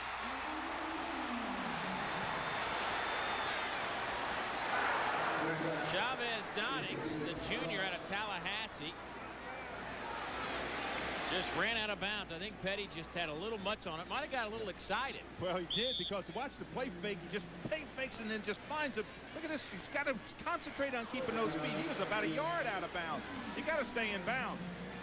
Right on it, right there. You see that left foot's down, clearly out of bounds. Boy, South Carolina has used 9 receivers today.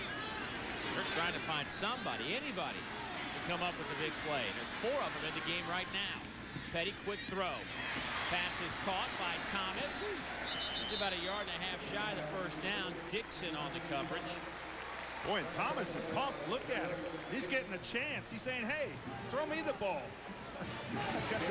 I've got the same number as Freddie Millens. Throw me. 15's doing pretty good on the other side of the field. Throw it to me. Boy, quarterbacks love when their receivers getting that flow.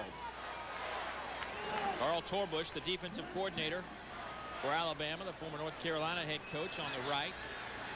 Figured out a way to stop South Carolina on this drive. Been pretty good at it so far today. That's a T backfield. I don't see that very often. Watson trying to get the corner. First down. Inside the 10. That'll set up first and goal. Charles Jones on the stop, number 20. That play would not have worked had Ryan Brewer not getting his block. He blocks Daniels on the outside. If he doesn't get that block right there, he's not going to make the play. Heads up play there. Just keep on running to the corner. But how long has it been since you've seen a full T backfield? 2 halfbacks and a fullback. Been a while. Yes, it has. Since Pop Warner. Absolutely. Now, Petty doing a lot of audibles. See him, he's calling audibles on the line, reading what the defense is going to give him. Oh, free play. Brewer, touchdown, South Carolina, if it holds up. Jared Johnson might have jumped off sides. We'll wait and see. That could be a huge, huge touchdown, and it is. I don't know how Laryl Johnson, number 73, got the snap off. Right in his face, pops the center. Look at Brewer. He's not going to be denied. He'll just pull him into the end zone. Heads up play. It's a free play. You've got to read that if you're a quarterback. You've got to look downfield and say, hey, I can take a chance. Offsides by the defense. That foul is declined. Touchdown score. So Ryan Brewer, who had the huge game at the Outback Bowl, comes up with a big, big play. Boy, that is exactly what South Carolina needed. Point after is up and good by Daniel Weaver. And it's 23-17. Ryan Brewer's done this a couple of times in his career at South Carolina, but perhaps none bigger. Back in a moment.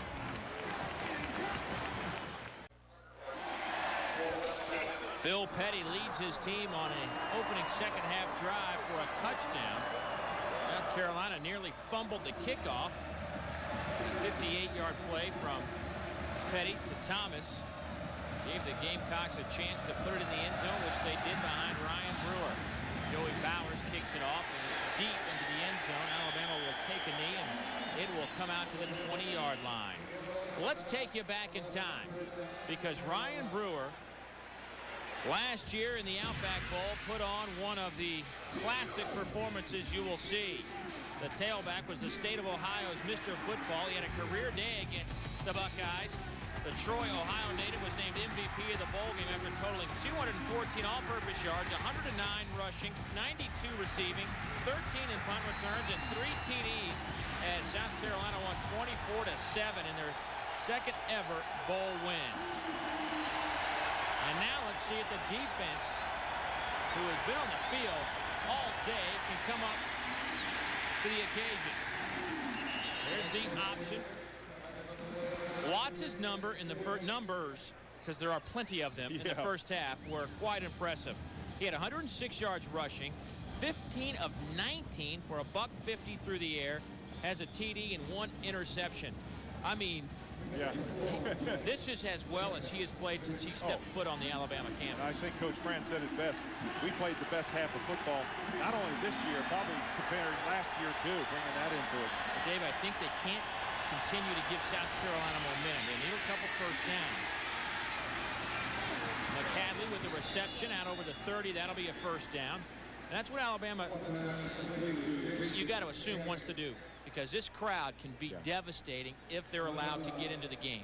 Well, when you're the visiting team, what you want to do is you want to move those chains, and that's exactly what Alabama did. Little, very conservative. You got 84,000 people here screaming. They think this is the first time that they're going to beat Alabama coming into this football game.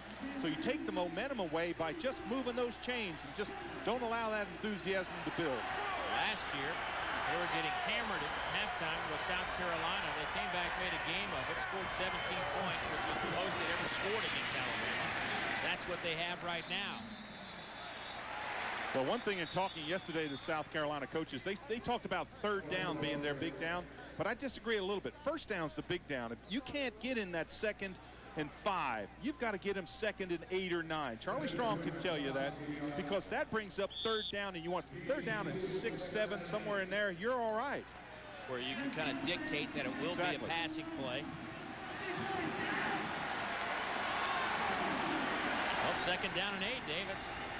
Charlie Strong's got him in the spot right now. Shotgun formation, 4 wide receivers. Galloway, the setback. And it is to Galloway. Galloway over the 35. Quinn on the stop for Carolina. That'll bring up third down and, well, about 4. Yeah, and that was an interesting play. What they did with Galloway is they brought him in a misdirection. He came over, got the ball, and then sliced back. They're trying to get the linebackers like Edwards to overplay the ball and then cut back against the grain. Well, Alabama ran 50 plays last week in their win against Arkansas offensively. This will be their 54th play of the game here today, offensively speaking. Laycock down to 1. Watts scramble, first down and more. Tyler Watts inside the 40, down to the Carolina 36. That is pure Tyler Watts. Let me tell you what he did. He went to throw the ball. The coverage was right there. They had taken it away on the outside. Watch this. This is pass all the way. See the way the linemen are sitting? Now, he gets that pressure from the backside, and he just scrambles for the first down. That is pure, just a great decision by your quarterback. And as Franchione says, Tyler Watts is making good decisions this year, and I guess so, after the gain of 25. Collins in motion. Handoff goes to Beard. He breaks a tackle. Picks up 5 or 6 yards on the carry. Dave, one of the big matchups that I was looking at in this football game was the 2 freshmen that sit on the left side of the line, Smiley and Britt. And they've played well. They're coming off the ball strong. They're giving good pass protection. They're controlling Quinn, getting a push on the Langston Moore in the middle. So they're playing well. You don't see many freshmen play at Alabama.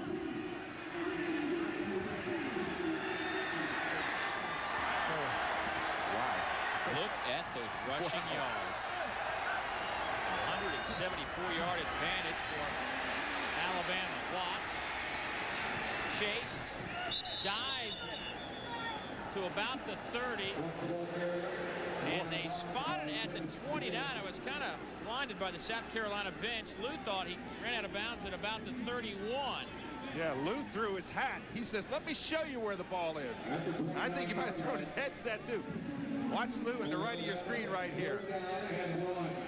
The official comes up here. Look, he's saying way back there. Look, right there. That's where it was. Right there.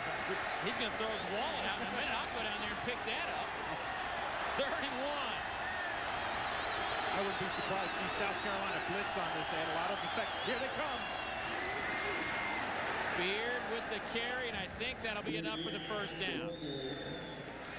Well, that's going to be close. They ran a run blitz, and what you do there is you get a lot of penetration. You try to stop them in the backfield. See all those red jerseys coming up there? You got to get penetration. You can't let them fall forward.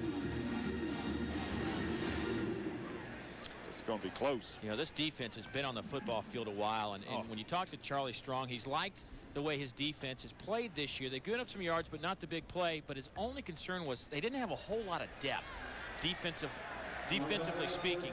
And this defense has been on the field for so long, Dave. I've got to believe that's going to start to take effect from this point on. Oh, I can promise you it does, because you never get a chance. When your offense goes 3 and out, you come over, you sit down. I mean, you start to get a drink of water, and all of a sudden it's 3rd down and 7. Your offense doesn't make it. You've got to stand up, get your call, and get ready to go back in there. You never get a chance to get your breath. Who would have thought that we would have 40 points on the board at this point? This is crazy. Watch, pump fakes. Has his man. Is that Millens? Yes, it is. Freddie Millens out of bounds inside the 5. Well, you remember the old play, out and up? That's exactly what this is. Excellent fake by Tyler Watts right here. Watch the head fake. Bang. Throws the arm now. Look back. Millens has got the speed. And Millens, look at this right there. He freezes the corner. Now he's got him. And good concentration. Quarterback running right up there. He just catches it right over top of his shoulder. Freddie Millens. What a day he's having. 8 catches. Down to the 3 goes Galloway. When you start this situation, Dave, you start looking at what ifs. South Carolina needs to hold it to a field goal. Alabama cannot settle for another field goal. They have got to push the football in. Look at Tyler Watts.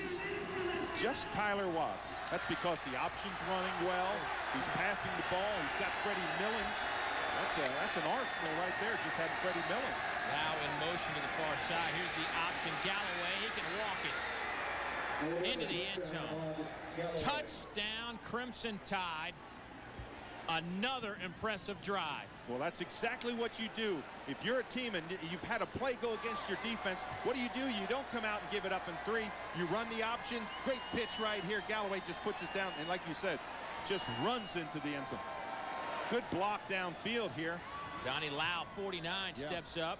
Nice block. And gives Galloway the extra yard to get in there. And so Alabama will go for 2. Who do you go to? Oh, why not Millins? They can't go to Millins again. Millins in motion. Pass underthrown. Pressure came from Faison, and the conversion is no good, but Alabama, they answer the South Carolina touchdown with 6 of their own. They lead it by 12. We'll see what the Gamecocks can do when we come back. March it down the field. Their lead is 12, 8:39 to go in the 3rd quarter. South Carolina opened up the 2nd half, marching it down the field for the touchdown. Alabama responds. Derek Watson, Ryan Brewer back to return the kick. This will go to Watson. Derek trying to find a seam. Takes it out over the 25. And South Carolina will take over from there. This has been a game of time possession. I think it's reflected in the scoreboard, Dave. I mean, it is unbelievable. I can't tell you when I've ever seen it worse than that. They've run 27 plays in 9 minutes. I mean, that is just incredible. 27 plays. To your opponent, now that's not bad if it's early in the game, but when your opponent has run 60 plays, it's unbelievable. Last week, remember, 50 offensive plays for Alabama in the whole game. Here's Derek Watson. He's got a lot of green grass in front of him and a blocker. Out over the 15 to the 47. Wayne Bacon did a nice job staying with the play, avoided the block, and kept that from being 6. And Watson almost said, get out of my way.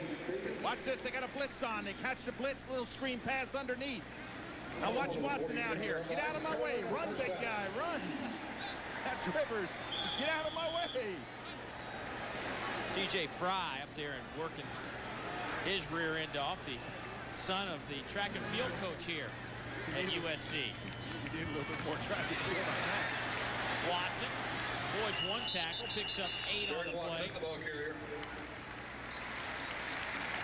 Now I want to give some credit. That was C.J. downfield. I thought that was Rivers downfield, but that was 58, not 78.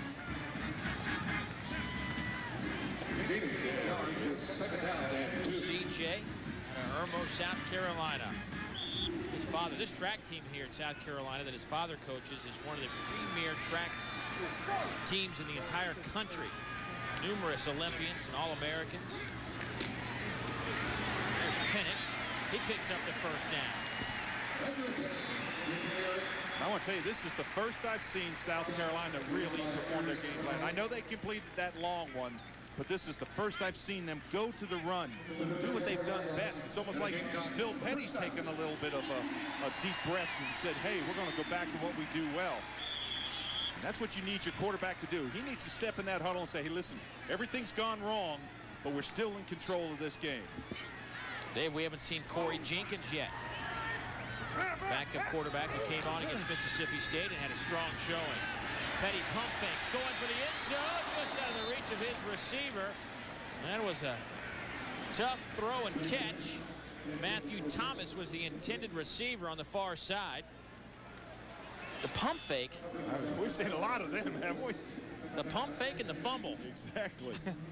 Little pump fake there. You try again, that out and up. This is right off the fingertips. That's where you want the ball thrown. You don't want it underthrown.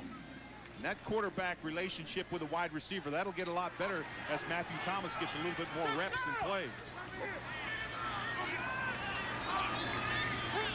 Ooh, could be a free play. Petty pump fakes and goes the other way. Needs a block. He's chased out of bounds. Aries Monroe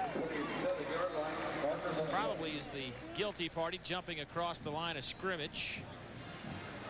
And you know what's funny? I thought I saw Petty get up and limp a little bit. When he ran out of bounds, I wonder if he stumbled a little bit. He looked like he limped just a little bit. He went over in there. You see him with the referee, but he got up and kind of took like a funny little step.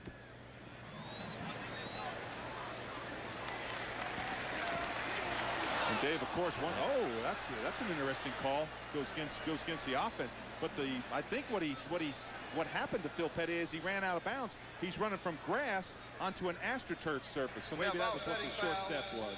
Offsides by the defense, illegal motion by the offense. We'll replay the second down. Here's our Pizza Hut scoreboard. Ole Miss up by a touchdown at halftime. Oklahoma starting to turn it on against Kansas State. 3-point game. Virginia Tech over Central Florida, and North Carolina trying to win their second straight in the ACC. So second down and 10. Petty flushed out, has all day, has a receiver on the near side, throws it out of bounds. Donnings was the intended receiver. He was open early in the route.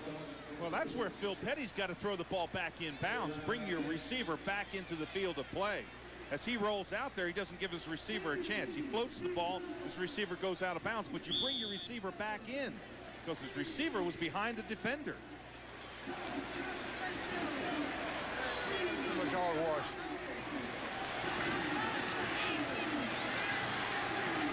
Big down here. They've got to pick up first down. They don't want to give up this series. Give the football back to Alabama with the momentum they have. Pressure coming. Petty gets hit as he throws it over the middle. Oh, Murph caught at the incomplete. Oh. The back judge came running in like he was going to mark the ball, but the field judge ruled it was an incomplete pass to Andre Goss. I thought the exact same thing that you called. Quarterback pressure that time.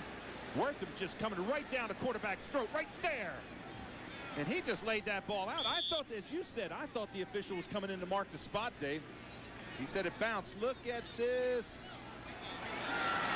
Wow. Yeah, that definitely hit. That definitely hit. See, the official comes in to mark the spot right there. I thought that was a reception. Here it is, fourth down and 10. South Carolina's 0 for 3 this year. From the backside, Petty goes down.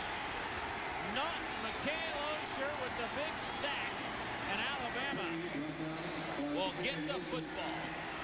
Can't take this much time. When you step up in that pocket, you've got that much time, you have got to run the football. You can't allow those defensive backs to come all the way around, those defensive linemen to come all the way around their block.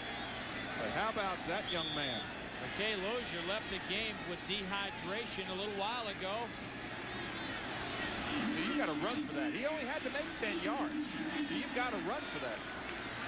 Osher went all the way around the back of the tackle and then came back to make a play. Too long. Alabama first and 10. Handoff.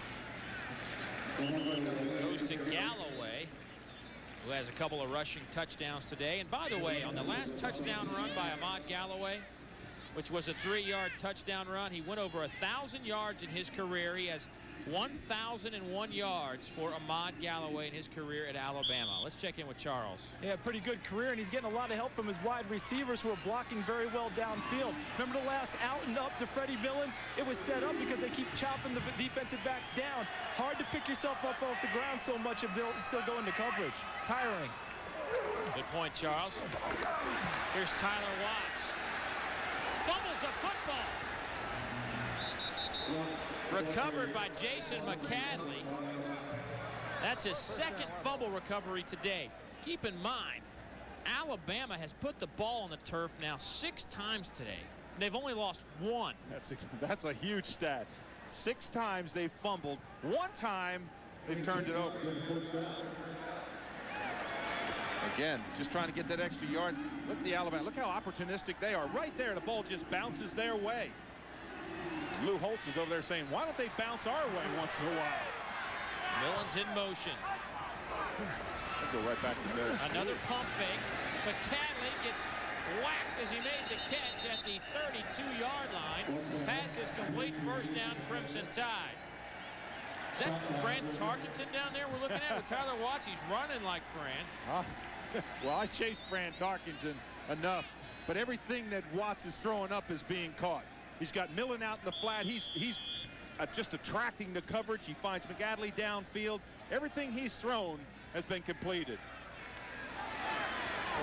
18-yard pickup. 25 first downs for Alabama. One fumble, the football picked up by South Carolina. Rashad Faison with a huge play, and that's exactly what the Gamecocks needed to get it back into the game. George Goss forced the fumble, and Faison picked up and returned into Alabama territory. Well, this is what you do. You tackle the quarterback. You make him pitch it early. If they didn't learn anything at halftime, South Carolina said, hey, they're not going to run that option and allow Tyler Watts to turn upfield. And here's Corey Jenkins making his first appearance of the game. The junior college transfer, the former professional baseball player. Derek Watson in the backfield with Jenkins. Little option to Watson. And Alabama read it perfectly. A loss of about a yard.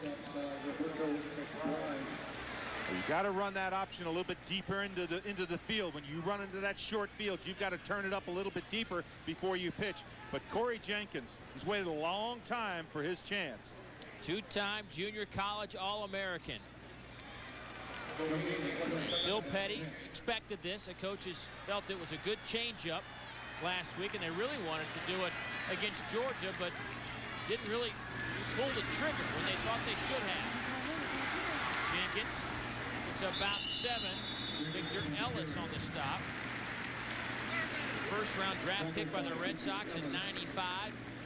It's been 4 years playing pro baseball before returning to college football. Good read there by Jenkins, running along, following his block, getting up in the field, getting as many yards as he can. See if he doesn't come right back and try it again. Talented young man. Clock's ticking down. He better hurry up a little bit. He's just taking his time. Carolina 2 of 6 on third down conversions today.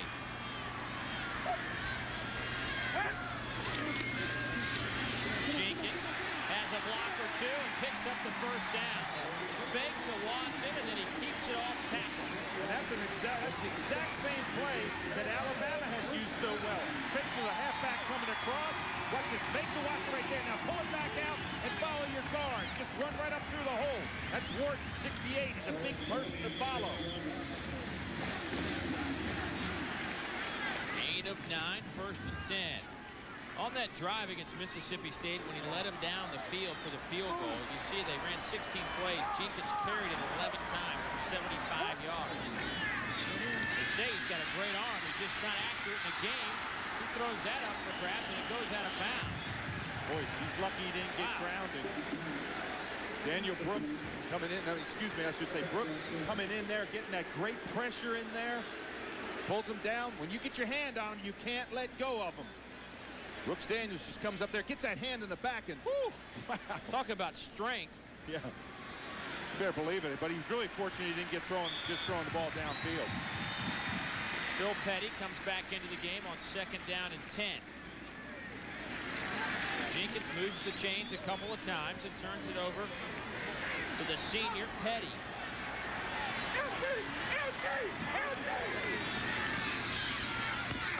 Pass is caught near side. That goes to Matthew Thomas. And I'll tell you this, I think that we have seen the emergence of Matthew Thomas, number 15, who played well. Well, college football fans, visit Huddle House and play our fantastic football game where every scratch and match card has a winning combination. Thousands of prizes will be awarded, including a new Dodge Ram quad cab truck. Come on in and try your luck. Yeah, how about the quarterback pressure last year, Dave? 20 pressures on South Carolina quarterbacks. Petty didn't play in the first half because of a bad ankle, but came on in the second half. Today they put some pressure on Petty as well. Bring in the blitz. Petty lofts it up corner of the end zone looking for Thomas. Flag down. Thomas got bumped out of bounds by Dixon. That's a good call. He forces him out of bounds, pushes him out of bounds.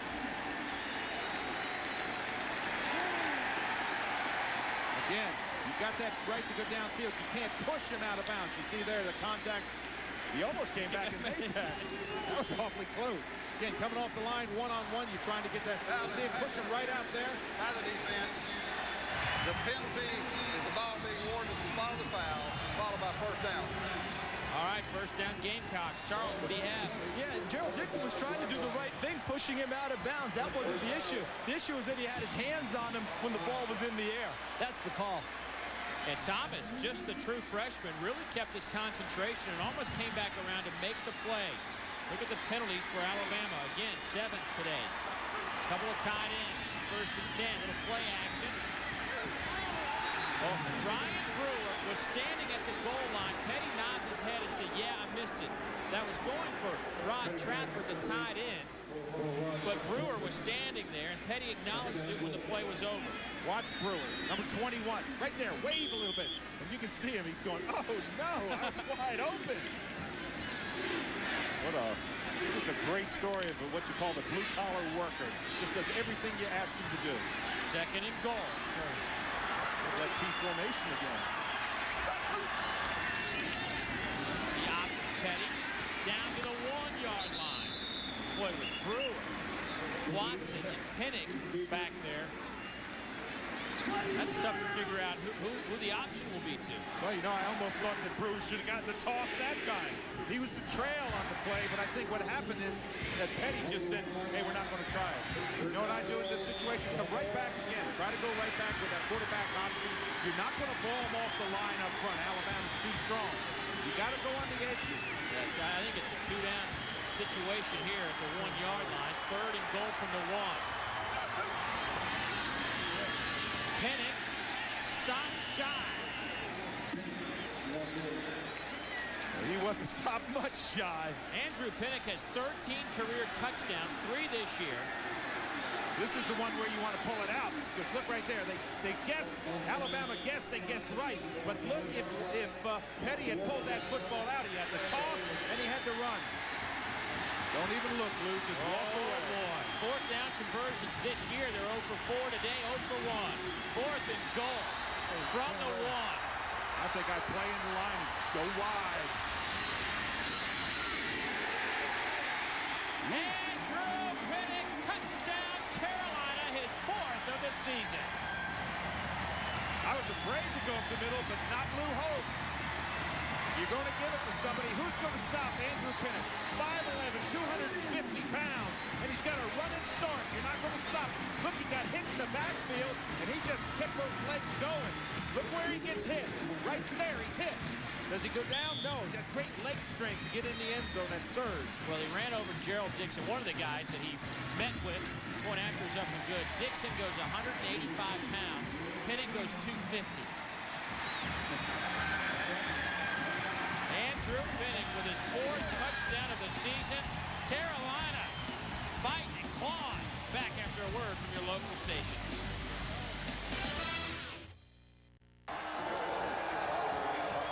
Well, the 84,200, at least most of them anyway, back in the game as this is a 5-point contest. Bama has dominated, it appears, but South Carolina, like they have done for the past year and a half, find a way to stay in the game. It's not pretty. No, it's ugly. Freddie Millens on the return, stood up at the 20, a flag down at the 33-yard line. Ryan Elam backup corner makes the stop on Millens. Brooks Daniel may have been hurt on that play. He's the one that's limping off. Ooh.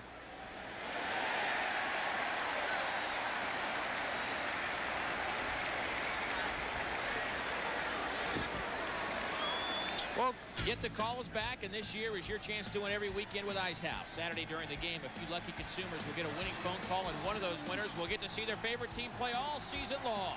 It could be you. See participating Ice House displays or visit icehouse.com to register your phone number.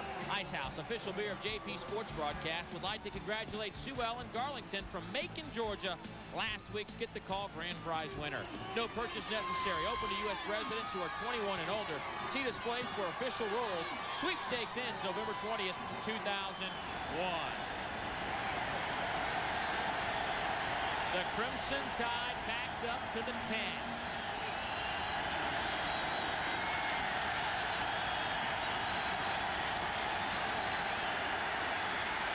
Galloway loses 3. Preston Thorne. First one in, flag down, could be delay of game. Boy, this is where that crowd comes into effect. That's a dead ball, delay of game. You're right, Dave. But the crowd making a lot of noise. They're getting in, they're standing up. All of a sudden they realize they've got a chance to get back in this football game. Well, the longer Tyler Watts waited to call the play, the louder this crowd got. Look at him in that end zone. Alabama now 8 penalties today.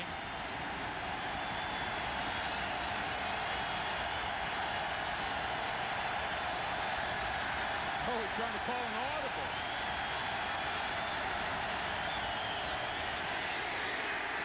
Edwards on the stop. Galloway gets a couple. Preston Thorne also in there. Boy, Thorne got a lot of snaps in there. Number 94, the nose. He and Edwards in there on that stop. Big stop. They've got to stop him here. If they stop him here, they're going to get great field position. This could be the turning point of this football game. I know there's a lot of time left. A couple of tight ends on 2nd and 11. Watts pump fakes, keeps it. Watts gets belted a couple of times and around the 14.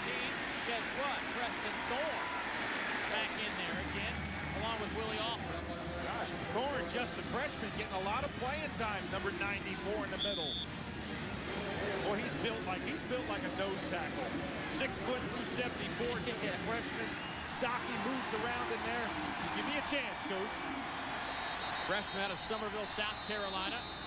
Alabama will use a timeout on 3rd and 7. Timeout, Alabama. The first of the second half. Looks as though a flag is down, however, Dave, at the 30. Maybe they got the timeout before the delay of game, which is apparently what is happening. Charles, it's been a relatively quiet crowd for the second largest in school history, but I'm guessing down there on the sidelines, was it getting a little bit loud? Huh? Did you say something, Dave? Oh, yeah, you're right. It has gotten awfully loud down here. What's happened is at halftime, the team was down 23-10, as you remember, and then they had a great halftime ceremony, big on patriotism, but somewhat somber. That depressed the crowd a little bit further. But when they started the second half and South Carolina scored, started to bring them back into it, and of course, the last touchdown, now this defensive stand has the students back up off their hands and on their feet.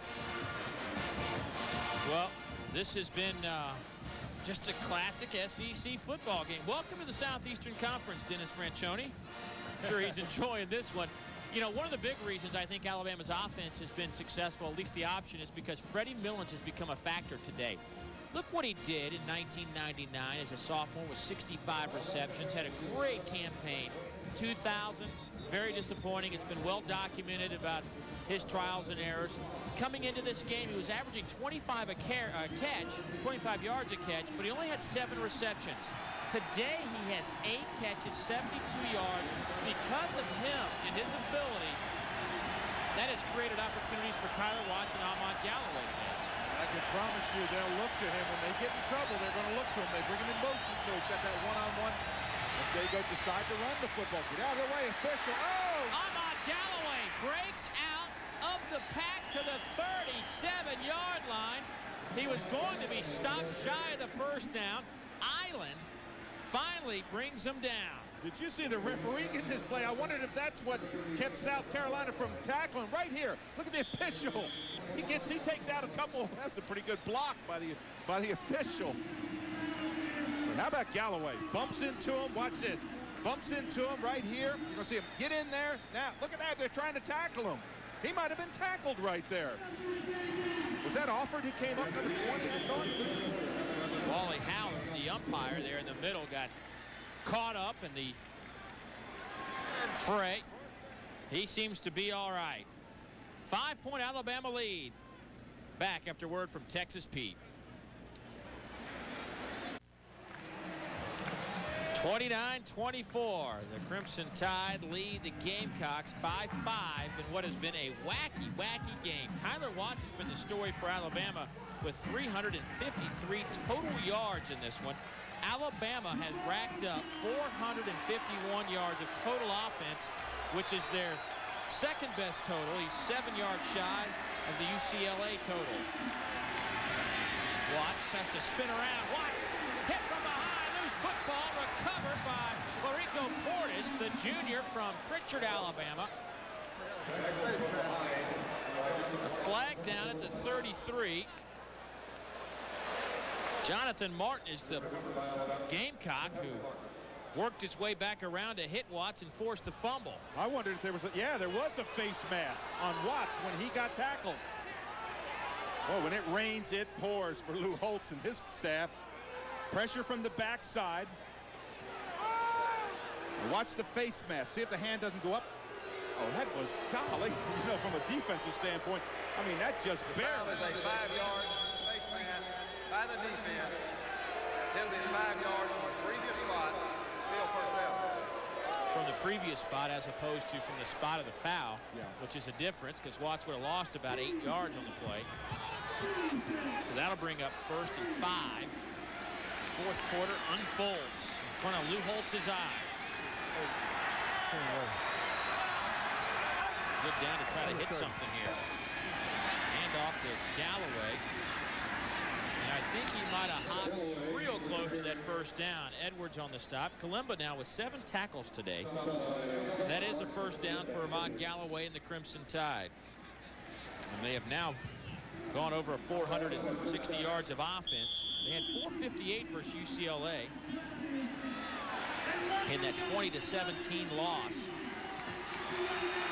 to open the season. And Galloway just keeps on chewing up the yards. There's Galloway. Nowhere to run. Gets a couple out of nothing, and Edwards once again steps up in the middle to make the stop.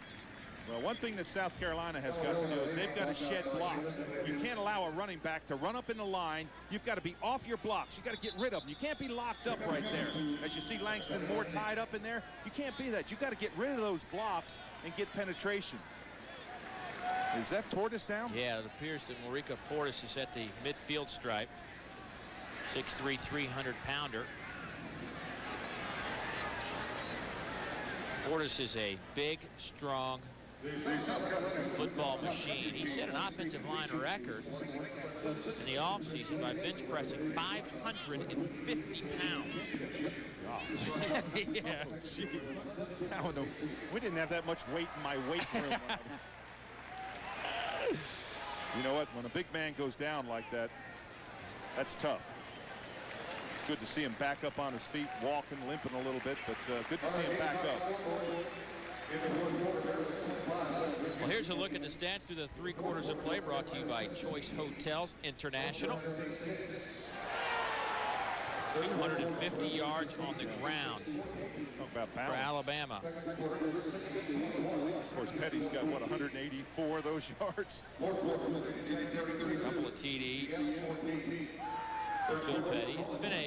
It's been a weird game. I mean, we thought defense, and what we're getting here is closing in on 700 yards of offense. There's Phil Petty waiting for his chance. Corey Jenkins took some snaps in the last series for South Carolina, but as has been the case most of the day, it seems like Alabama's offense has been out there a long, long time. It's Antonio Beard Picks up a couple. That'll bring up 3rd down and 5. Edwards on the stop again. Well, it's good line play because what they're doing is they're tying them up. You'll see everybody get locked up on blocks, and then you just allow your running back just to kind of slide through and find a hole. That's the way offensive linemen love to block. They love just to lock you up, big man on big man. 3rd and 5. The last time, Ahmad Galloway busted it for a 25-yard gain. See what he does here. Oh, a lot of time. Watts taken down at the 49. Well, the crowd certainly appreciates a defensive sack, but it's a sack by the secondary because secondary just took it. They just took away the receivers. Look at the amount of times. You're talking about 2.5 seconds. Now all of a sudden he just realizes he's got to get out of that pocket, and it collapses around him. But great coverage in the secondary. Alabama's first punt of the day. Lane Beard punted earlier, but he got a roughing penalty, which gave Alabama a 1st down. Brewer makes the fair catch at the 16.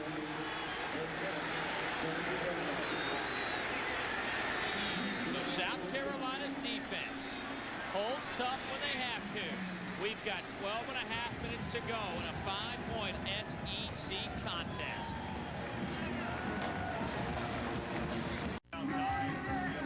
Alabama leads it by 5, 29-24. We've got 12 and a half to go here in the 4th quarter. Let's go down to Charles and see what he has about Rico Portis. The big man has an injured left ankle, but they've spatted it up. They've taped over the shoe, and they expect him to go back in, Dave. They'll need him back in there. A couple of tight ends. 2 wide receivers. So back is Watson, who's been quiet today. Petty saying to his top receiver, you got to move off the line of scrimmage. And off to Watson. Gains a yard. Lou Holtz, his team continues to hang around, down 5, but this is his 3rd year in Columbia. They are undefeated to this point, but look at what he did at Notre Dame in his 3rd year. Now, obviously different circumstances, but not that much. He went 12-0 with a national championship in 1988. Some work to be done here, however, as Petty has to hit Brewer, try to find Brian Brewer on the far side.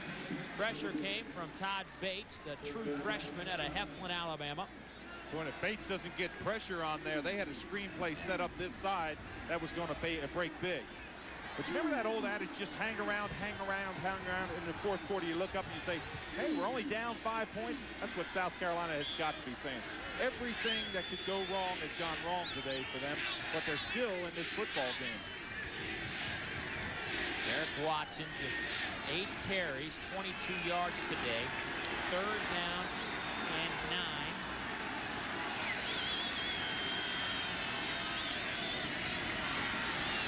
Petty, passing time, steps up in the pocket, nowhere to go.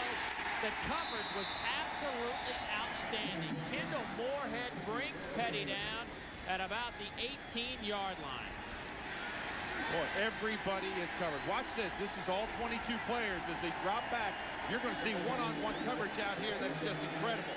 They're just locked in them. Right in there. Look, nobody's open. You see everybody's got men around him. There's no place for him to look downfield and throw. Good seam coverage. Good coverage. They just collapse the pocket, come up on him, make the sack.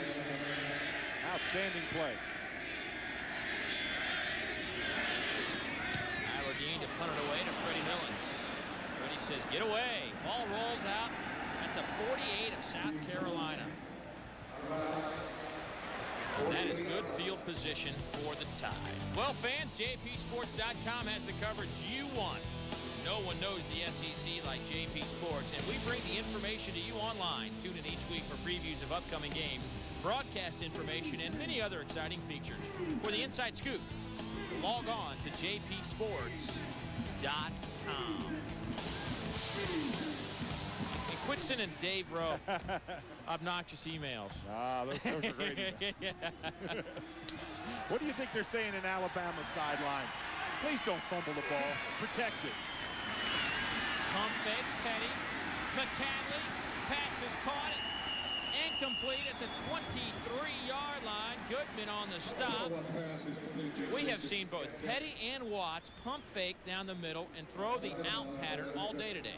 Now McGavely's on the outside. He just kind of gives the hedge. Now he just kind of gets lost in the coverage. You see how he kind of just slowed down a little bit? Allowed the corner to go over to where they thought they were going to throw it?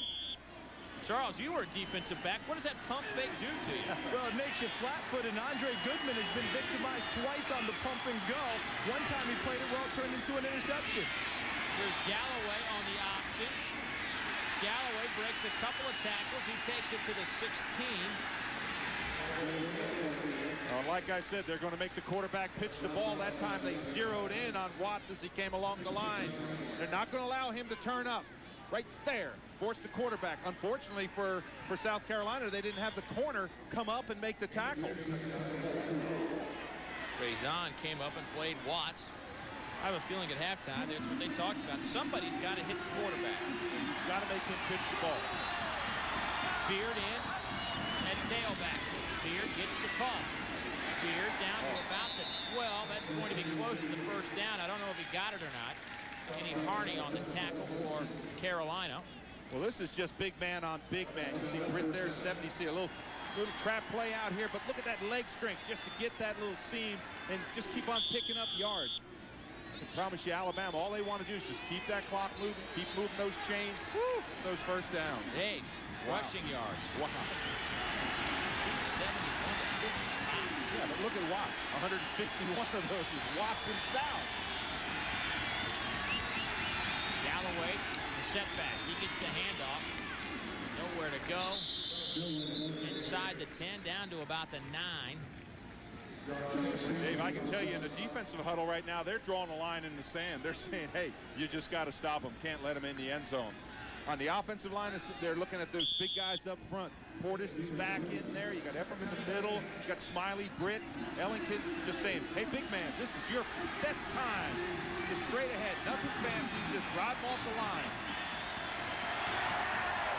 Jones and Sanders, tight ends, both in the game. Here's the option. Watts keeps it. He'll walk into the end zone. Untouched. And Tyler Watts with a 9-yard touchdown, having a career afternoon in Columbia. I can tell you this, Tyler Watts has brought the option back to college football today.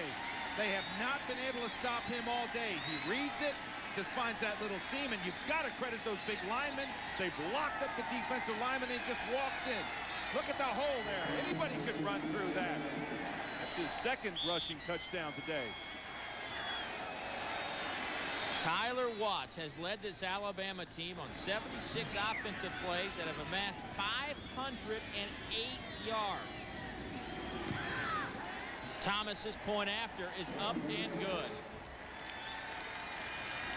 Well, how do you do Tyler Watts? South Carolina now in a real big hole. They trail by a dozen, just over 9 minutes to go.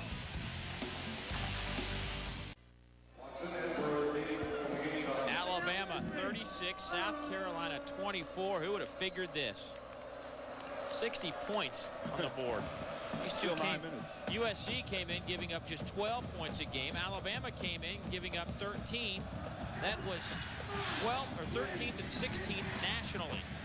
Brewer, 2 yards deep, a little reverse. Couple of blocks. Here's Watson, out over the 30 to the 35. Trying to get something for a little bit of a spark there. Reverse time. I wondered why Brewer caught that ball about 5 yards deep. Brought it out here. You see the reverse, pick up a couple good blocks right here. Good choice there. Come back up underneath. Trying to get any kind of a spark to get back in this football game. Down 12 points. They need something good to happen.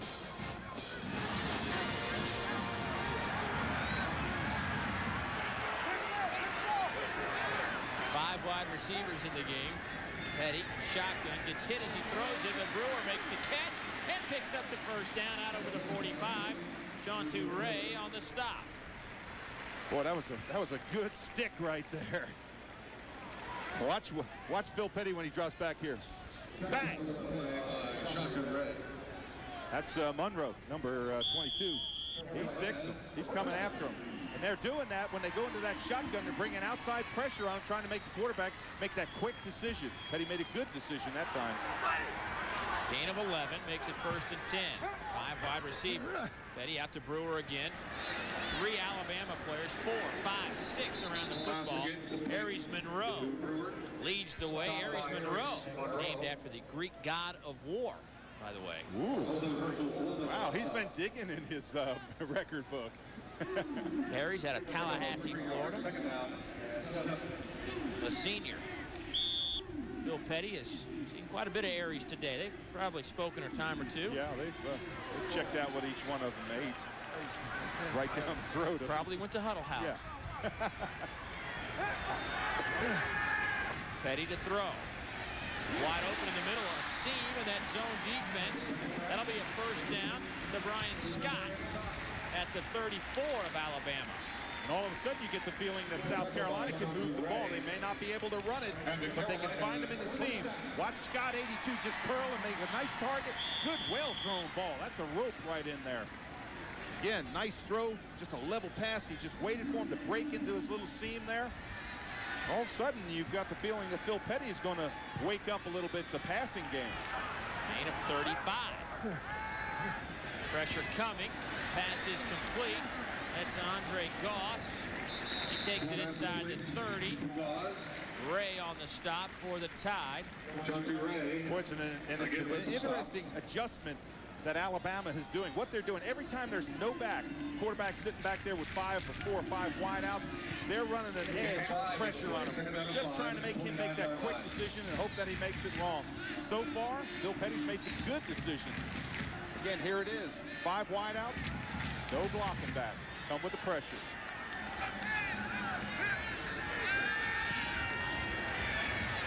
Over the middle, caught. Derek Watson inside the 5. 1st and goal, Gamecocks. And wake up offense. The offense is waking up. Right there. Now watch this play. He's going to go down the field. He's going to break to the post. Right inside. Now right there, he's wide open. Use that body, go up high, use that body, and come down with it. And great blocking across the front by the offensive line to give him time. Watson to the goal line. Touchdown, Carolina. We got a ball game.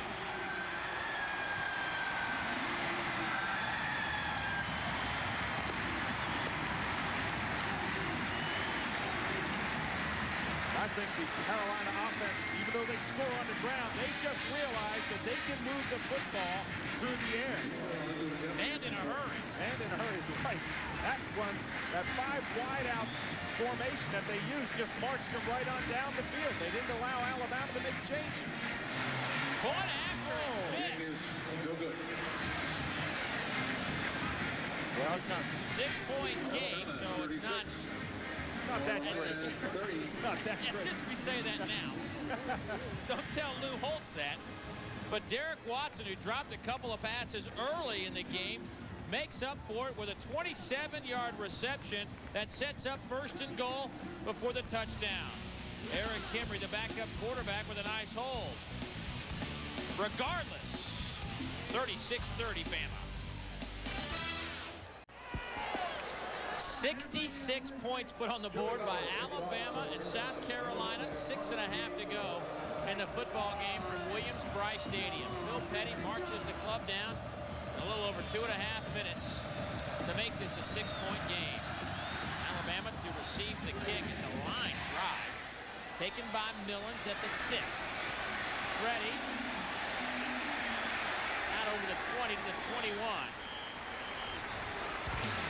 It has been a long, complicated story, but here's an idea of how we got here. Well, it started off with McAdley catching that touchdown pass out in the flat wide open. Well, they do turn right around and find Scott. South Carolina does for a touchdown. Then Brewer goes in the end zone for a touchdown. Back to Alabama. No, Pinnock this time first.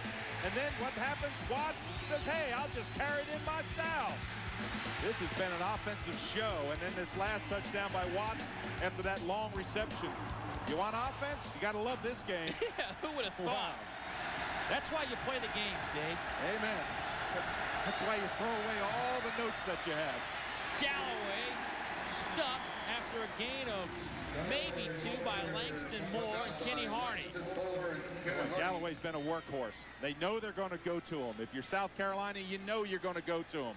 He's had 20 carries, 75 yards. Dave, South Carolina given up 36 points in 3 games to this point this season. Given up 36 today. Alabama's given up 39 points on the season combined. Today they've given up 30. Look at all those offensive numbers. And look at the great play coming from Antoine Neesmith from his free safety spot. A loss of about 4 on the play. Boy, Neesmith, he got hurt, got nicked, but he's back to play. Watch number 1 come up here. This is the way you play the toss if you're the strong safety. You come up and you hold on and bring him down. Force the quarterback to pitch. Have that corner or that safety come up and make the play.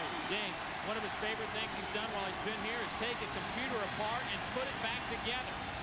He just took the Sam Collins block apart and went right after Ahmad Galloway. And put him on the ground. Big third down. Listen to this crowd.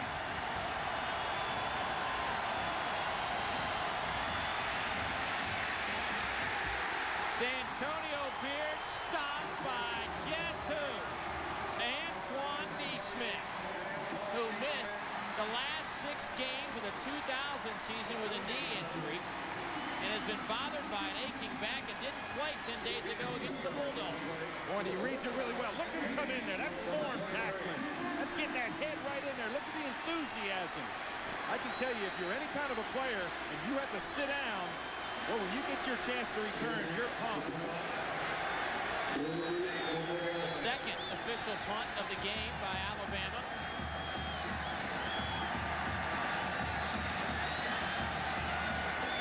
Alabama taking a lot of time. Brewer dodges a couple of Alabama tacklers and has some room. Brewer out to the 44. And Phil Petty in South Carolina now with a chance with 3:57 to go in the game. I want to tell you, that first quarter had to be the longest one for Lou Holtz. And this quarter is the most exciting because he's seen his team just hang around, everything going wrong. All of a sudden, he's got a chance to get back in and even win this football. As bad as it looked, Dave, at times, that is one thing about Lou Holtz's club. They never really lost it, so to speak. That's exactly right. They held the field goals, not touchdowns. That made a difference. They're back in that 5 wide receiver. They were really successful the last series with that. Oh! Petty pump fakes out over midfield, about a yard shy of the first down. Hey, this is quarterback draw all the way. What you do is drop back right back and let everybody get a block. Now you pick up, hoping that everybody's wide out there, and they guessed right. They picked up 9 yards on the play. The 5 wide out set has worked to perfection for Phil Petty. Gain of 9. Petty just shy of 250 passing yards. 4 wide receivers on 2nd and 1. Dave, you try to go for it here. Oh, you just keep that ball going. You got to pick up your first down. You got 2 downs. There's no tomorrow on this drive. Petty tries to run a little Tyler Watts option and picks up the first down. Hey, stay conservative. You got a lot of time. Hey, Alabama's run the option successfully. Why not South Carolina? Phil Petty says, I can do that. Here's our Pizza Hut scoreboard. Ole Miss putting up 35 on Kentucky.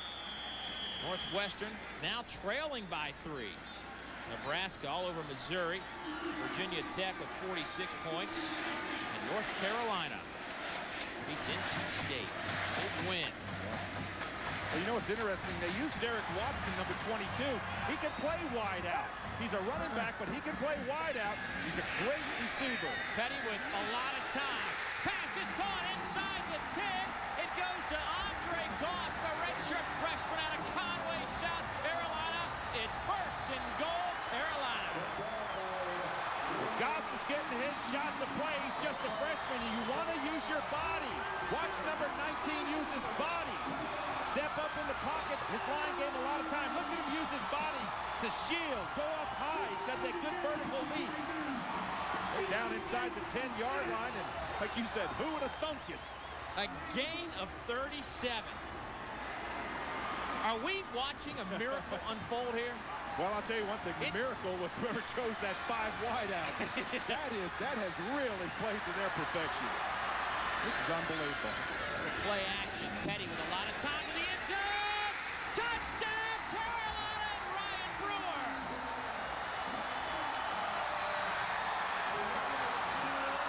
Rod Trafford, the tight end, makes the grab. And Carolina comes out of nowhere to tie the game.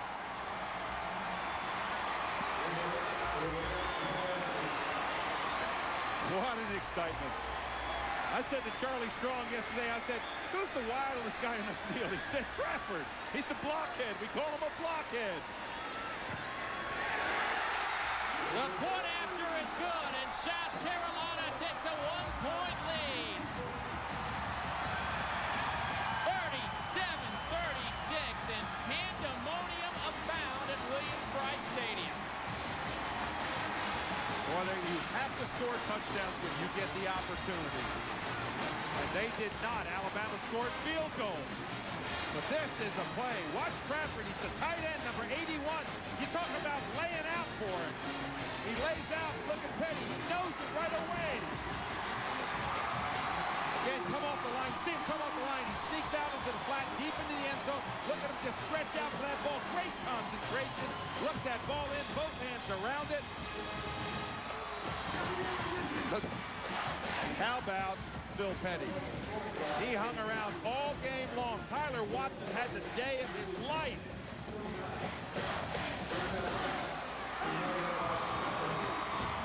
Absolutely incredible. That's a lot of points, partner. I'm almost speechless. I know. No, you're not speechless. Yeah, you're right. You're right. I got a lot to say. You better believe it.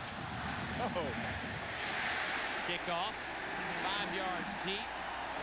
Carter take a knee there. Phil Petty, 19 of 33, 291, 3 touchdowns.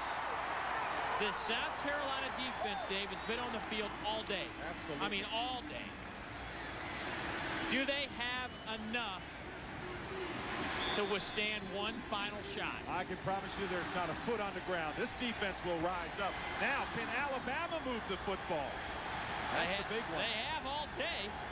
Hey, and they got a guy, number 15, Freddie Millens, can break it from anywhere. There's Watts. No gain. Langston Moore, the nose tackle. Buddha, they call him Buddha. He's a Buddha, 6'2", 300 pounds, but Langston Moore makes a great move in the middle. I tell you.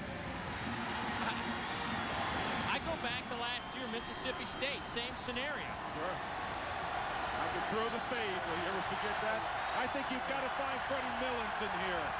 He's their go-to guy. He's the one that's had the hot hand. He's the one who can break it. Watts running. Out of bounds, flag down at the 20. Watts gets to the 25. 1:35 on the clock. The Tide has a couple of timeouts remaining. Now, you see it's illegal motion. It's going to go against Alabama. It's going to set them deeper. I can tell you right now, Charlie Strong is down there saying, don't get beat deep. Shade towards Freddie Millens. He's their go-to guy. If they're going to beat you, they're going to have to march down the field. Don't let them get behind you where they can throw that deep one, because we know Watts has got a strong only arm. had 6 men on the line of scrimmage. Foul is 5 yards from the previous spot. Still second down. Charles. Hey, Dave Rowe is right about that. You got to find number 15, but the beauty of this game all day long for Alabama has been that they've played from the front. This is the first time they've been down, and they've been methodical the whole game. Now they have to speed up. 10 penalties for the Tide. Clock ticks. Pass is caught. Triandis Luke, nowhere to go. Oh, what a hustle there. You go out, you go along the line of scrimmage. I think that was George Goss, number 99, ran out there and made that tackle. That's what you got to do. You got to hustle to the play. South Carolina in a prevent, 3 men rushing the football, dropping 8 back off the line. Don't get beat deep. Alabama, find Freddie Mullins. 3rd and 12. Watts down at the 20.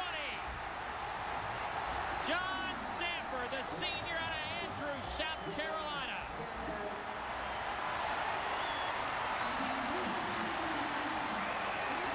Boy, you got to credit the secondary. No place to go. Look to the right, come back, look to the left. Stamper, number 91, gets in there.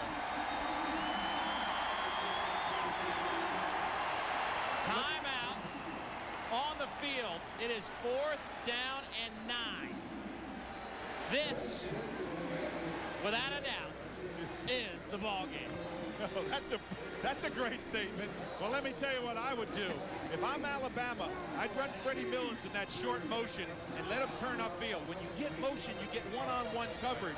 And then let him come across the middle, see if you can find him. He's caught everything that's been thrown his way. You see him right in the middle of the huddle there, number 15. He's the important go-to guy. Charles, what do you think about 4th down? Hey, guys, I'm going to pose the question to you. Do you just sit back and zone in this situation, give Watts time to throw? I don't. If I'm Charlie Strong, I go to my strength. I send someone, but I'm smart about it. It's not an all-out go after him, but you send someone to make sure he steps up and throws on rhythm, as opposed to sitting back and finding time and letting receivers run free. Oh, Charles, they've been getting pressure on him with the 3 down linemen. Give us defensive linemen a chance. Hey, they can get pressure on him. Come on, Charles. Look at the crowd. Play on this one, big guy. Charles, how loud is it? It is unbelievably loud, Dave. And it's been loud here before. This is the loudest I've ever heard it. Hit the ground. Incomplete. Carolina will win it. Carolina with their backs against the wall. When it looked as though they didn't have a chance. Late flag. Maybe celebration. A dead ball penalty. But you're right, Dave. They didn't have a chance in this game. You remember that first quarter? I don't think they ran a play. Oh, unbelievable.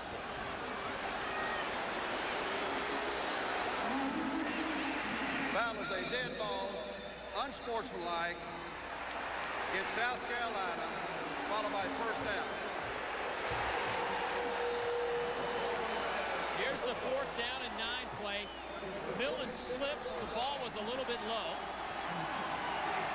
And, you know, what an effort by South Carolina. But Alabama, they owned this game for 55 of the 60 minutes. Well, and give credit a little bit. I know it's really disappointing to Coach Fran, but give credit to South Carolina. They went to that 5 wide out with no backs. They completed, marched them right down the field. You made mention of it. No time. They came right back with the same formation. They used Derek Watson as one of the 5 wide outs, and again marched right down the field. What a gutsy performance from Lou Holtz and the South Carolina Gamecocks. And how about Phil Petty? You're sitting over there, and you're watching the other team's quarterback. He throws for 300 yards, runs for 300 yards. How about Skip giving Dad a hug? They said they were going to open it up offensively, and I don't know how much of the playbook they used, but they put up 37 points, which was just good enough. This one will, folks, go down in the annals of South Carolina football history. They break the 10-game losing skid to the Alabama Crimson Tide. What a game in Columbia. We will come back. Stay with us on Jefferson Pilot Game of the Week. Might have just been the game of the year.